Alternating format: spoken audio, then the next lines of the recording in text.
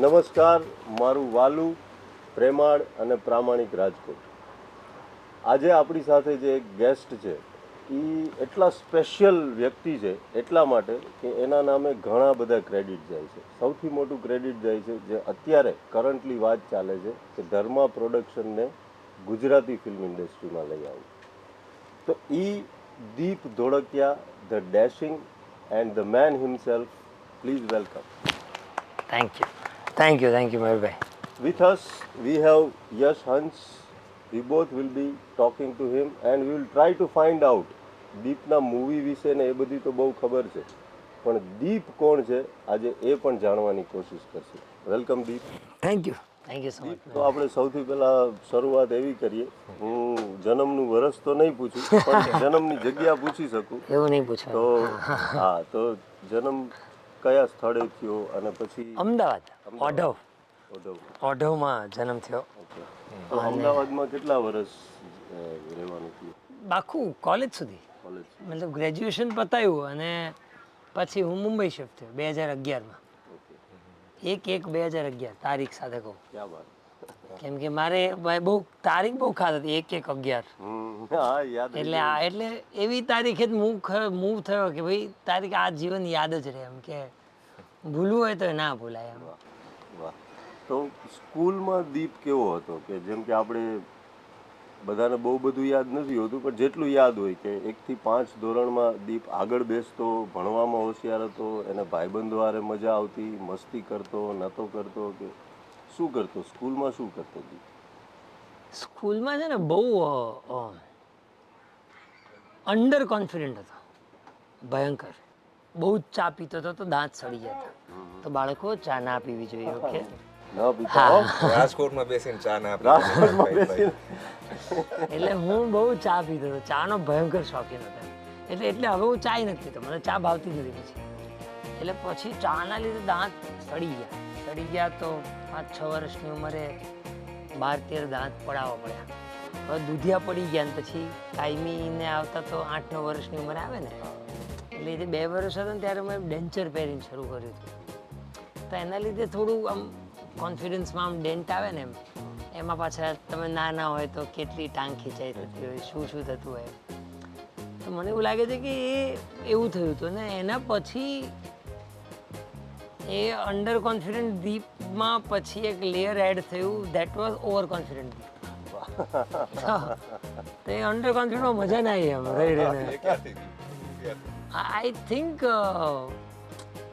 9મા 10માંથી થયું હશે એમ, 9મા 10મા ધોરણથી એમ કે 9મા ધોરણથી ઓવર કોન્ફિડન્ટનો લેયર આવી ગયો કે હવે આપણે ભણ્યા વગર 80% લાવીએ એમ. એટલે 12 સાયન્સમાં મારે ફિઝિક્સનું પેપર લઈને લખીને આવ્યો તો ત્યારે મને એવું લાગતું હતું કે ભાઈ સ્ટેટ બોર્ડમાં નંબર આવી જશે એમ ફિઝિક્સમાં. એમ કે કોણ છે જેને 95 માર્ક લાવ્યા એમ 100માંથી? 55 જ આવ્યા હતા. તો ખાલી વાત છે. તો જ્યારે આ સમયગાળો, ધારો કે અંડર કોન્ફિડન્સનો જ્યારે સમયગાળો હતો ત્યારે જનરલી આ બધા બાળકોના XYZ રીતે થતા. તમને એક મિનિટ, એક બહુ ઇન્ટરેસ્ટિંગ વાત કહું. આ અંડર કોન્ફિડન્ટથી ઓવર કોન્ફિડન્ટની વાત આવી ને, આવો સવાલ મને કોઈ પૂછ્યો નથી એટલે ક્યારેય આવો જવાબ મગજમાં થયો. પણ હા, 8મા ધોરણમાં સ્વાધ્યાય પરિવાર માટે મેં એક સ્ટ્રીટ પ્લે કર્યું હતું, બરાબર? એક જ લાઈન હતી એટલે કર્યું હતું મેં કે ચલો એક જ લાઈન છે, કેટલું આપણે મતલબ ભૂંડું કરશે, એક જ તો લાઈન કરશે, એમાં બહુ ખરાબ કરશે આપણે. એટલે અંડર કોન્ફિડન્ટ દીપ પાસે એક લાઈન આવી હતી. લાઈને મને યાદ છે કે એ જન્માષ્ટમીનો પ્લે હતો ને લાઈન એવી હતી કે જવા દો ને મટકીમાં શું છે, બરાબર? આવી એક લાઈન હતી અને આ લાઈન મારે નાટકની વચ્ચે હતી, જ્યાં નાટક ડ્રેગ થતું. હવે તમને ખબર પડે કે હા ઓકે અહીંયા અમે આની માટે હતું એમ. જ્યાં નાટક થોડું આમ ડ્રેગ થતા મારે આવીને ડબકો પૂરી લેવાનું કે જવા દો ને મટકીમાં શું છે, જવા દો ને મટકીમાં શું છે. એવું 6-7 વખત એક નાટક થયું ને હું થલતેજ ગામમાં મોટો થયો. તો ત્યારે ગામ જ હતું, થલતેજ ગામ. તો ત્યાં એ જવા દો ને મટકીમાં શું છે ને ભયંકર, મતલબ એટલા સ્ટ્રીટ પ્લે કર્યો આખું ગામ કવર થઈ ગયું. હવે એ જ ગામની પ્રજા સ્કૂલમાં આવે તો તમને એકદમ ભાવ મળવાનું ચાલુ થઈ જાય. So that's where the under confident Deep became the over confident one. કે હા અરે આ તો મજા છે યાર, મતલબ લોકો ઓળખે એની તો મજા છે. મજા છે. એટલે આવું થયું એમ. એટલે બધી જો આ ચાની જગ્યાએ દૂધ આવ્યું છે, કારણ કે હું ચા પીતો જ નથી. કે ત્યારથી નાનપણનો અંડર કોન્ફિડન્ટ દીપ યાદ આવી જાય મને ચા પીવામાં, અને પછી આમ કોઈ એવા નાટકની જરૂર પડે જે ઓવર કોન્ફિડન્ટ બનાવે એમ. ક્યાં વાત હે. ઈ સમયે ડીડ યુ હેવ કે આ બધાનો પ્રશ્ન હોય એટલે હું પૂછું છું કે પેરેન્ટ્સ સાથે વાત કરવી, પપ્પા સાથે, ત્યારે એ લોકો શું કહેતા કે ભાઈ તું ચિંતા કર, એવું કંઈ હતું કે it went or you just kept everything to your no no I see, હું નાનપણથી એક્સપ્રેસિવ તો હતો જ, અને પપ્પાએ અને ઘરમાં એ સ્પેસ પણ આપી હતી, પણ એના લીધે છે ને ઊંધી ટાઈપની પ્રોબ્લેમ થઈ ગઈ એમ. એના લીધે શું થાય કે તમે બુલિંગ કરો, તમે પપ્પાને કહો, પપ્પા બાવી ચડાવીને બાજા આવે, એટલે પછી એવા ટાઈપની બુલિંગ ચાલુ થઈ કે અરે આ તો પપ્પાને લઈને આવી જશે યાર. Now that too is a bullying. આમાં ક્યાંય કાંઈ હરખું થાય એવું નથી, એવી વાત છે. એટલે પછી મેં કીધું કે એટલે પછી મારે પપ્પાને કહેવાનું થાય, પણ પપ્પા બસ આગળનું તમે મને કહો મારે કરવાનું શું છે, આપણે પણ તમે ના આવતો બાવી ચડાવતા. I will handle it. હા તો બધા હેન્ડલ કરીએ એમ. એટલે એના પછી આજે ઓવર કોન્ફિડન્ટ દીપની આખી જર્ની ચાલુ થઈ ને એમાં તો પછી કે આપણે મતલબ તો બાજાબાજી થઈ હોય ને ગેંગ વોર એ થઈ હોય સ્કૂલની, અને એમાંય પટ્ટા કાઢે ને બધું જ એમ. વાહ ભાઈ વાહ, વાહ ક્યાં બાત. તો આ જે એક સ્વાધ્યાય પરિવારવાળા જે એક આપણે પ્લેથી ચાલુ થયું, એના પછી જે આર્ટને લઈને કે આ એક એવું આમ આપણને ખબર પડી કે આઈ એક્ઝિસ્ટ. જ્યારે આર્ટિસ્ટને પહેલી વાર જ્યારે સ્ટેજ ઉપર કે આ કે આવું Correct, attention correct, મળે correct. ત્યારે હી ફીલ્સ ફર્સ્ટ ટાઈમ કે I really exist and there are people who love me, yeah 100%. Something that I can do which people want. Correct. તો એ જર્નીમાં આગળ કેવી રીતે એમાં ટીપા ભરાતા રહ્યા આખા? ના ના એ સ્વાધ્યાય જન્માષ્ટમીના દિવસે નાટકો કર્યા ગલી ગલીએ, મતલબ થલતેજ ગામ એક તો નાનકડું એવું ગામ, એમાં 2 સ્કૂલ. એમાં હું જે સ્કૂલમાં ભણ્યો હતો એ સ્કૂલના બધા વિદ્યાર્થીઓએ જોઈ લીધું એ સ્ટ્રીટ પ્લેમાં, કેમ કે એમની ગલીના નાકે થતું હોય. એટલે પછી એ બધું કર્યું અને ગમી ગયું. તો તમે બીજા દિવસે like now everyone is like કે વાવ તમને તમારો ડાયલોગ બોલીને સંભળાવે છે, તમને તમારો dialog. So now that is like correct when you said ki you felt being seen, you felt respected in a way. તો ત્યારથી જ ત્યાં મતલબ આ આર્ટનો કીડો મતલબ કરડ્યો એમ. તો એ જે આર્ટનો કીડો ત્યારથી કરડવાનું ચાલુ થયું. પછી મેં કીધું કે હા આ તો મજાની આઈટમ છે એમ. એટલે પછી નેક્સ્ટ યરે સ્વાધ્યાય પરિવાર, કેમ ત્યારે હવે તો સ્વાધ્યાય પરિવાર જ છે. તો 9માં મેં સ્વાધ્યાય પરિવાર સાથે નાટક કર્યું, એના પણ શોઝ કર્યા. પછી 10માં તો બોર્ડ હતું તોય તે મતલબ એનો સ્ટ્રીટ પ્લેસ કર્યા બધા બરાબર. એમના પછી એમના ખાલી જન્માષ્ટમીના સ્ટ્રીટ પ્લે નહોતા, એના પછી 2-3 સિઝન આવે એમ. સમરમાં તે બાળકો સાથે કંઈક કરે ને એવું બધું કરતો હતો. પછી 11માં તો હાઈટ જ થઈ ગઈ એમ. 11માં પછી મેં સ્કૂલ બદલી, કારણ કે મારી સ્કૂલમાં સાયન્સ સ્ટ્રીમ હતું નહીં. પછી હું સ્કૂલ બદલીને ગયો નારાયણ ગુરુ વિદ્યાલય સેટેલાઇટમાં. એક્ટિંગ તો ચાલતી હતી ને? એટલે ના તમે કહું 11માં છોડ્યું કે ત્યાં સુધી સ્ટ્રીટ પ્લે કર્યા. હવે 11માં સ્કૂલ બદલાઈ ગઈ તો સાયન્સ લીધું એ નોલેજ સિંહ. મારા ઘરમાં પછી ઊંધી ગંગા વહે. બાકી બધાના પપ્પાઓ કેવા હોય કે એમ આવીને થયું કેમ તો ભણજે સાયન્સ લેતું તું.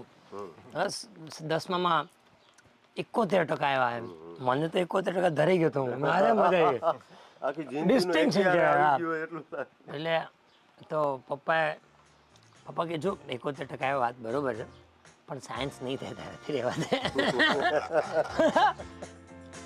તું આપણે અને ત્યારે મારા પપ્પાની છે ને વાસણની દુકાન થલતેજ ગામમાં. તો કે નહીં થાય science. આપણામાં નથી એમ, આપણા કુળમાં ભણવાનું નથી એમ. ભણવાના જીન્સ આપણી અંદર નથી એમ. નહીં થાય રહેવા. આપણે ઈ લઈને જ આવ્યા છીએ. લઈને જ લઈને જ નથી આવ્યા કે આપણે નહીં ભણાય આપણાથી. મારે તો એ ગયા વર્ષે વીર ઝારા રિલીઝ થયું હતું, અને એમાં શાહરુખ ખાન પાયલટના અવતારમાં તો મેં કીધું આ બને આ બનવું આપણે એની બદલે એક્ટર બની ગયો. હા પછી ધીરે ધીરે ખબર પડે કે ભાઈ તમારે મજા શાહરુખ ખાન બનવામાં છે કારણ કે તમે પાયલટે બની શકો ને આય બની શકો ને આય બની શકો ચકદેના કોચે બની જશો એમ બરાબર પણ એ વીરજાને લીધે મને એવું હતું કે હું પાયલટ બનીશ બરાબર પણ પછી સાયન્સ લીધું અને પપ્પા સાચા હતા જે મેં હોય છે હોય જ છે. કે નથી ભાઈ એ આજે નહીં તો કાલે ઈ ખબર પડે જ છે કે ભાઈ પપ્પા સાચા હતા. એટલે પપ્પા સાચા હતા એમ એ ત્યારથી એ બીજ રોપાઈ ગયું હતું કે પપ્પા સાચા છે એમ બધા તમે મતલબ ટીનમાં તમે લડી લો એમ રેબેલ બની જાઓ જે બનવું હોય પણ પપ્પા સાચા હતા એ તો તમને ખબર પડી જાય કે હા સાયન્સ વાળી સેમ ઘટના મારી યાર હે પછી હું ડિપ્લોમામાં ગયો કમાઈને નહીં થાય એમ નો લે તો આવું અને પછી તો 11માં છે ને સાયન્સ લીધું હતું પણ તો નાટકનો કીડો તો કરડી ચૂક્યો હતો એમ એટલે એ તો છોડાયું જ નહોતું એમ તો એટલે સ્કૂલનું જે ફંક્શન હોય ને એન્યુઅલ ફંક્શન જેવું તો એમાં નાટક કરવું એમ એટલે હવે 11 સાયન્સમાં કોઈ વિદ્યાર્થીઓ કેમ કે એ તો સાચું ભણવા આવ્યા હતા ને મારી જેમ એવું તો નહોતું ના પપ્પા કહેતા નહીં થાય હું પ્રૂવ કરીને બતાવી શકે એવું વાત હતું અને એમને તો સિરિયસલી પાયલટ બનવું હશે પાછું હા એટલે પછી 11માં નાટક તો કરવું તો બહુ જ ઈચ્છા હતી એમ તો બધા મારા ક્લાસને કીધું ચલો નાટક કરીને તો કોઈને એવો રસ નહીં કે કોણ નાટક શું કરશું ત્યારે પાછું ગૂગલનો એવો જમાનો નહીં ગૂગલમાં નાટક કરો સ્ક્રિપ્ટ આવી જાય ને તમે કરો એમ તો કરવાનું શું એમ કે તમે નાટકની સ્ક્રિપ્ટ ક્યાંથી લાવો અને શું ને એમ એવું કંઈ સાહિત્યિક વાંચન હતું નહીં મારું ક્યારેય તો આપણે કરીએ નાટક એમ તો એ શું કરીએ તો એ આપણે છે ને અને ત્યારે પાછું આ ઓલા 100 મેસેજવાળી સ્કીમ હોય ને કે 100 રૂપિયામાં 100 મેસેજ એવી વાત હતી એમ તો એ મેસેજમાં ઓલા કોમેડી શાયરીઓ ફરતી હતી કે મતલબ આમ લૈલા ને મજનू से कहा हीर ने रांझे से कहा क्या कहा ले खारी सिंह कहा એવી બધી જે શાયરીઓ હતી એ ઓલી મેસેજમાં ફરતી હતી એમ તો પછી આમ પપ્પાને આવે ને બધાના મોબાઈલો લઈને બધી શાયરીઓ ભેગી કરી અને પછી એક કોમેડી મુશાયરો એમ કે જયંતિ જોખમ નામનો એક મતલબ ને આવા બધા શાયરોને સ્ટેજ ઉપર બેસાડો અને એ મોઢું ફાડે ને ગંદી શાયરીઓ બોલે બરાબર એવી વાત એમ એટલે હવે એ બધું મેં કર્યું એમ કે ચલો આપણે આવું કંઈક મુશાયરો કરીએ એવું શું થાય કે જે સરળતાથી થઈ જાય कि मतलब डिब्बा डिब्बे के ऊपर डिब्बा उसके ऊपर एक और डिब्बा उसके ऊपर एक और डिब्बा पर आगे क्या हाइट देख हाइट डिब्बे को छोड़ हाइट देख उसकी એમ તો એવી બધી શાયરીઓ ભેગી કરીને મેં આખો મુશાયરો બનાવ્યો હતો કે જયંતિ જોખમ ને મતલબ લીલા લેર નામની કોઈ મતલબ એનો ફિમેલ એટલે આ બધાને બધા ખખડાવ્યા કે બરાબર તમે કરો યાર તો મારા ક્લાસમાં 11 લોકો હતા ખાલી 11 સ્ટેજ પર બેઠા એમ એટલે હરખ મારો સૌથી વધારે બાકી કોઈ હરખ જ નહીં એટલે બધાને બે શાયરી આપવાની હું એન્કર હતી ને હું શાયર હતી એમ એટલે આવું કરીને મેં કર્યું હતું ને ભાઈ સખત વાયરલ થયો હતો એટલે ત્યારે ઇન્સ્ટાગ્રામ તો હતું ને પણ વાયરલ એટલે સ્કૂલમાં એમ પીપલ લવ ડેટ એન્ડ તમને જે છોકરી ગમતી હોય એને પણ એમને પણ ગમે અને એ તમને તમારી શાયરીથી ઓળખે અને તમારી જોડે વાત કરેલા આવું બધું થાય ને કેવું અટેન્શન એમ તમને કે હા તો આવું બધું થયું એમ એટલે મેં કીધું આ તો મજાની વાત છે એમ યાર એટલે પછી 11માં લગભગ નક્કી થઈ ગયું હતું કે પાયલટ તો નહીં બને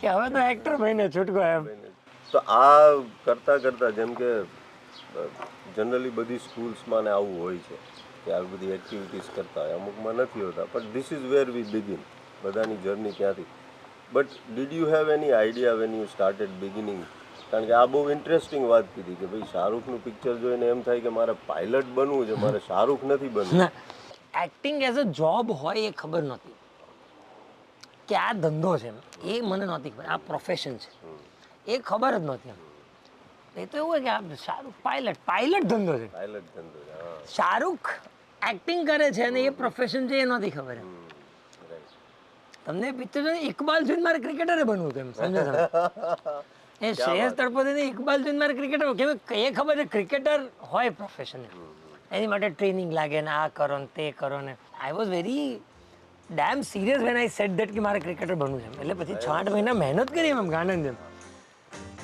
પછી મેં કીધું કે યાર કેવી રીતે એમ મારે તો વિકેટ કીપર બનવું છે પણ ધોની તો આવી ગયો છે તો હવે શું એમ નવા પ્રોફેશનની તલાશ શરૂ કરીએ I was a fan of Dhoni since Dhoni કેમ કે અરે એ તો ભાઈ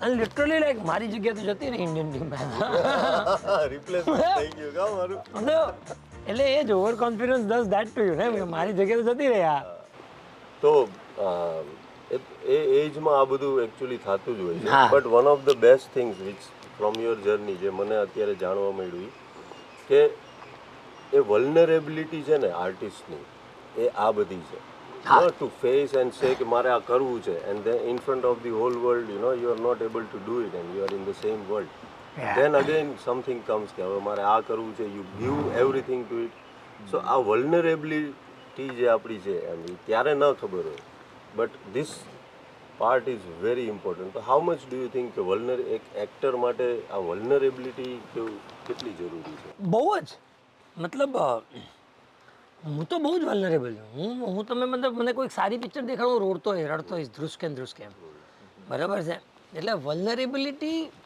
મને તો એવું લાગે છે કે એના વગર તો તમે એક્ટર બની જ ના શકો કેમ કે એક તો વલ્નરેબિલિટી માટે તો પહેલાં તો પોતાની જાતને છોડવી પડે તો તમારે જ્યારે કેરેક્ટર નાખવું હશે તમારી શરીરમાં તો પહેલાં તો જાતને છોડવી પડશે પછી હું પણ છોડવું પડશે બરાબર છે એટલે મતલબ તમે આમ બોર્ડર લાઈન બેવકૂફ કેવડાઈ જાઓ એ હદે વલ્નરેબલ તો રહેવું પડે તમારે એમ કે એની જે ઇનોસન્સ છે કે આ સામેવાળો જે બોલે છે એ સાચું જ છે એનો કેમ કે તમે જ્યારે સ્ટેજ ઉપર હશો ત્યારે એ સામેવાળો એક્ટર જે બોલે છે એ તમારી માટે પરમ સત્ય છે અને તમારે એની ઉપર રિએક્ટ કરવાનું છે એટલે આ બંને સાથે થઈ એમ કે કેમ કે 8મા ધોરણમાં હતો ને આ બધું ચાલુ થયું ને તો એ વલ્નરેબિલિટી બાય ડિફોલ્ટ હતી અને પછી acting as an art form has kept that vulnerability alive ક્યાં ભાઈ આ માણસ કે છે સાચું જ હશે એમ એટલે આમ દિલમાં પાપ હોય ને હું બહાર કંઈક બીજું બોલી લઉં આવો બધો વિચાર મને હજી નથી આવતો ક્યાં આ કીધું ને યાર મતલબ હમણાં બોલાયો સરસ ચા પીવાની કીધું ચા પી લીધી એમ એટલે પછી અરે ના પીવાય તો કે ખાલી એમ ફોર્માલિટી માટે કીધું હતું આવું બધું હજી નથી એમ કે ભાઈ આવીને હજી તમને કીધું ને આવીને કે બાપુ ભૂખ લાગી થોડું કંઈક દૂધ પીવડાવાય એટલે એ વલ્નરેબિલિટી હજી છે એમ અને એ છે એના લીધે તે બાપાને ચિંતા રહે એમ એટલે કે નાનો ભાઈ તમને તરત જ મોટા ભાઈ જેવું બિહેવ કરવાનું ચાલુ કરી દે એમ અને એમાં કંઈ વાંધો નથી જ્યાં સુધી નાનો ભાઈ વ્યવસ્થિત હોય એમ નાનો ભાઈ જે દિવસે પેલો નીકળો તે દિવસે તો તમે રસ્તા ઉપર જશો એમ એટલે વલ્નરેબિલિટી એટલી એમ કે આપણને ખબર છે વિશ્વાસ છે એમ કે હા ઓકે હા કારણ કે વલ્નરેબિલિટી છે ને એ જ એના નુકસાન નહીં ઘણા બધા જ પાછા નુકસાન છે જ 100% પણ એ તત્વ જ આપણને એક બાળક બનાવીને રાખે છે હા એટલે જ તો કહેવાય છે ને બાળકો સૌથી શ્રેષ્ઠ એક્ટર હોય છે કેમ કે એમનામાં કન્વિક્શનની કમી નથી એમ એ તો મતલબ પાછળ મમ્મીનો સાડલો પહેરીને સુપરમેન છે જ એમ મતલબ એમને નહીં રોકો તો એ તો ધાબેથી કૂદી જશે એમ કે આ ઊંડીશ એમ એટલે એ કન્વિક્શન કેટલું સ્ટ્રોંગ છે એમ હા અમિતાભ બચ્ચન આમ મહાન બનીને જાદુગર બનીને ઊભો તમે મતલબ અમિતાભ બચ્ચન થી લઈને કેટલા બધા કેરેક્ટરો છે જે તમને એમ વિચાર આવે કે યાર આની માટે કન્વિક્શન ક્યાંથી લાવવું એમ એક તો મને તો એવું લાગે છે કે એક તો આપણે આજે રિયાલિસ્ટિક સિનેમાનો જે દોર ચાલુ થયો છે એમણે પણ દાટ વાળે છે બરાબર મેક બિલીવ વર્લ્ડ છે ફિલ્મ્સ વર નેવર મેન્ટ ટુ બી રિયાલિસ્ટિક હા મતલબ એઝ અ ચાઇલ્ડ મને તો સવાલ થતો કે અરે આ સાડલો કેવી રીતે બદલી દીધો હિરોઈને વાવ કે આ લોકેશન બદલાયું કપડાં બદલાઈ ગયા એમ આની મજા હતી યાર હવે એમાં તકલીફ બીજી શું છે ખબર છે કે એ રિયાલિસ્ટિક સિનેમા દાટ એટલે માટે વાળો કે મતલબ see we love Anurag Kashyap to start it, પણ પછી પાછા ઓરિજિનલ પર જતા રહે યાર, જ્યાં હિરોઇઝમ હતું ને જ્યાં મતલબ એનો પેલા શોટ હતા ને આ તેને મતલબ લાર્જર દેન લાઈફ હીરોઝ ને બધું. કેમ કે રિયાલિઝમમાં તકલીફ એ છે કે તમે કંટાળી બહુ જલ્દી જશો. તમને એઝ અ ફિલ્મ એક નવું રમકડું લાગી શકે કે અરે પહેલાં કેવી અનરિયાલિસ્ટિક ફિલ્મો બનતી હતી, અચાનક as a breath of fresh air એક રિયાલિસ્ટિક ફિલ્મ આવી, બરાબર, પણ તમે એની સેલ્ફ લાઈફ જુઓ, કંઈ નથી એમ. તમે ત્રીજી જ ફિલ્મમાં કંટાળશો કે આ બધું તું બારે જોઉં છું, થિયેટર હોલમાં આ હું કરે જોવા આવું છું. Yes yes. એટલે રિયાલિસ્ટિક સિનેમાની આ તકલીફ છે. એટલે મને તો બહુ જ દુઃખ છે એ વાતનું કે મારે જે સિનેમામાં હીરો બનવું હતું ને એ સિનેમા હવે નોન એક્ઝિસ્ટન્ટ થઈ ગયું એમ. એટલે તમને રસ ક્યારથી પડ્યો, મતલબ જે એક્ટિંગ પછી તમે ફિલ્મો જોવાની અલગ અભિગમથી ચાલુ કરી રહ્યો છો, એ ક્યારનો ટાઈમ છે? હું ફિલ્મો હજી અલગ અભિગમથી નથી જોતો. હજી નથી જોતા? ફિલ્મોમાં શું અલગ અભિગમ એમ, નહીં મતલબ તમે રાઇટિંગ પિક્ચર જોવા જાવ મજા આવી જોઈએ, આટલી સિમ્પલ વાત છે ભાઈ. એ મારી રાઇટિંગમાં એ જ વસ્તુ છે કે આ લાઈન મેં લખી, મજા આવશે કે નહીં, આનાથી વિશેષ કોઈ વાત જ નહીં. એટલે મને બહુ અને સી મજા આવી જોઈએ અને એક વાત કંઈક કહેવાવી જોઈએ, કંઈક કહેવાવી જોઈએ કે મતલબ મને જેન્યુઇનલી મારા પપ્પાને આ વાત કહેવી હતી એમ કે પપ્પા તમે સાચા જ છો. એ ચાહે તમે મને 10માં વેકેશનમાં કીધું હતું કે ભાઈ સાયન્સ ના લે, નહીં થાય, બરાબર, ત્યારથી લઈને અત્યાર સુધી મેં પપ્પાને નહીં તો જ્યારે અમે આર્ગ્યુમેન્ટમાં જતા હોય, સી ડિસએગ્રીમેન્ટ હોય જ, બે અલગ હસ્તીઓ, બે અલગ માણસો હોય ને, હસ્તી તો ના કહેવો, હસ્તી તો પપ્પા જ છે, હું નથી, પણ બે અલગ વ્યક્તિત્વ હોય ને, એટલે ભાઈ મને આ ખારા બિસ્કિટ નથી ભાવતા અને તમને ભાવે છે, આટલી વાત છે કે ભાઈ બિસ્કિટમાં તો મીઠું હોવું જ ના જોઈએ. હવે એની તો ચર્ચાનો તો કોઈ મતલબ જ નથી એમ કે ભાઈ કોઈ ચા મનભેદ ના હોય, મતભેદ હોય. મનભેદ બાપ સાથે કોઈ દિવસ હોય જ ના શકે, કેમ કે એ બાપ છે, એમણે તમને જન્મ આપ્યો છે, મનભેદ કરવા માટે થોડી કે ભણવાને ફી ભરાઈ તમને, બરોબર બરોબર, જો એ અગ્રી કરે છે કે મેઘ, હા, કે એ મનભેદ માટે તો બાપે જન્મ્યો જ નથી એમ, તમને જાણ્યો જ નથી એમ, તમને જાણ્યો છે કે ભાઈ મતભેદ હશે પણ આપણે કાઢી લઈશું લાઈફ એમ, બરોબર. એટલે મારે મને બાપ દીકરાનો સંબંધ બહુ ઇન્ટરેસ્ટિંગ લાગે છે. સી ઓબ્ઝર્વેશન નાનપણથી હતું મારું કે મતલબ મારી વાર્તાઓમાં તમને બહુ જ, કેમ કે મને વાંચનનો શોખ નથી. It's very sad. As a writer I should not even say this, પણ મારે ખોટું નથી બોલવું કે ઓ માય ગોડ મને તો બહુ જ વાંચનનો શોખ છે, હું ડીપ નથી વાંચનનો શોખ. એટલે મારું જે પણ લખાણ છે ને, જેટલું પણ લખું છું, મતલબ ભગવાનની દયાથી એઝ અ રાઇટર હું ઇન્ડસ્ટ્રીમાં વધારે જ ડિમાન્ડમાં રહ્યો છું એઝ એન એક્ટર કરતાં. ઓકે. મતલબ હું એક્ટિંગ કદાચ તો આ રાઇટિંગની જર્ની ક્યારથી ચાલુ એમ, એ ક્યારથી આખું જેમ એક્ટિંગનું એક જીવનમાં આવ્યું તો એમાં રાઇટિંગનું કેવી? રાઇટિંગનું તો પ્યોરલી સ્ટ્રગલમાંથી આવ્યું છે, પ્યોરલી એમ કે મુંબઈ તો તમે જતા રહ્યા મોટા યાર પાયે, કોઈ સારું લખતું જ નથી હવે. ના એવું નહીં, ના એવું નહીં, કોઈ કામ નથી આપતું કે આટલા બધા ઓડિશન આપ્યા, કોઈ કામ આપો, 2,500 ઓડિશન આપ્યા તમે, એટલે 2,500 સુધી મેં ગણ્યા, પછી મેં ગણવાનું મૂકી દીધું કારણ કે ડિપ્રેસિંગ થઈ જાય ને યાર, કેટલા ઓડિશન આપવાના એમ. તમે રોજ સવારમાં નીકળો, થેલામાં મતલબ એનો એક જોડી ફોર્મલ હોય, એક તમે કેઝ્યુઅલ તમે પહેરેલા હોય અને એક ચેક શર્ટ આમ રાખેલો હોય કે ટી શર્ટની ઉપર શર્ટવાળો, આવા 3 લુક લઈને તમે સવારમાં હું મુંબઈ શિફ્ટ થયો ને ત્યારે હું યોગા શીખવાડતો હતો. મારા પપ્પા યોગાચાર્ય છે, બરોબર છે, એટલે એમની એ જર્ની બહુ ઇન્ટરેસ્ટ, વાસણની દુકાનમાંથી યોગાચાર્ય બને છે, એમની વાસણની દુકાન હતી. જો પાછું આણે અગ્રી કરે મેઘભાઈ અગ્રી કરે છે ભાઈ.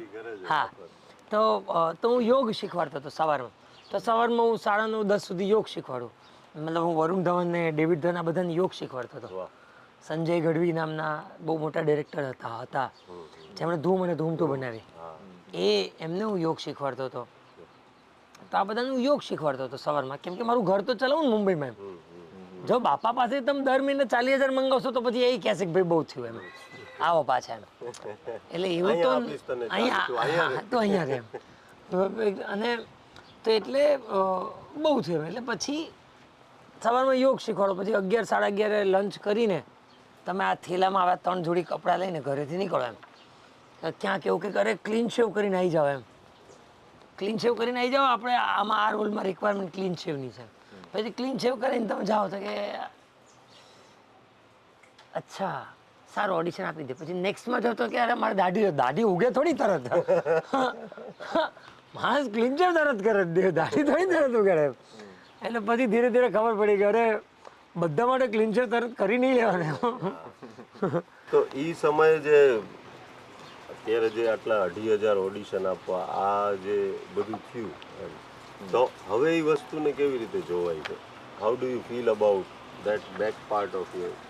કારણ કે એક એવી પણ થિયરી છે, આઈ થિંક સ્ટીવ જોબ્સે એવું કીધું છે કે you know we just need to connect the dots. જેમ કે એણે college, he dropped out of the college and he started learning calligraphy. તો કેલિગ્રાફી એને નથી ખબર કે હું શું કામ શીખું છું, but when he started developing the system મેકિન્ટોશમાં, એ આ બધું એને એ જે આપણા ફોન્ટ્સને છે એ બહુ એટલે સરસ છે. તો ઈ સેડ કે બેક જર્નીથી ત્યારે ઇટ વોઝ વેરી પેઇનફુલ કે યાર મારે જિંદગીમાં શું કરવું, આ છે તે. How do you feel now at this stage? એવા કયા કયા ડોટ્સ છે જે એવું લાગે છે કે કનેક્ટ? જો મને બહુ સ્ટ્રોંગલી એવું લાગે છે હવે તો એટલીસ્ટ કે જો એ 2,500 ઓડિશન ના આપ્યા હોત ને તો હું રાઇટર ના હોત. જો હું રાઇટર ના હોત ને તો અત્યારે ધર્મા ફિલ્મ સાથે ના હોત. બરાબર છે?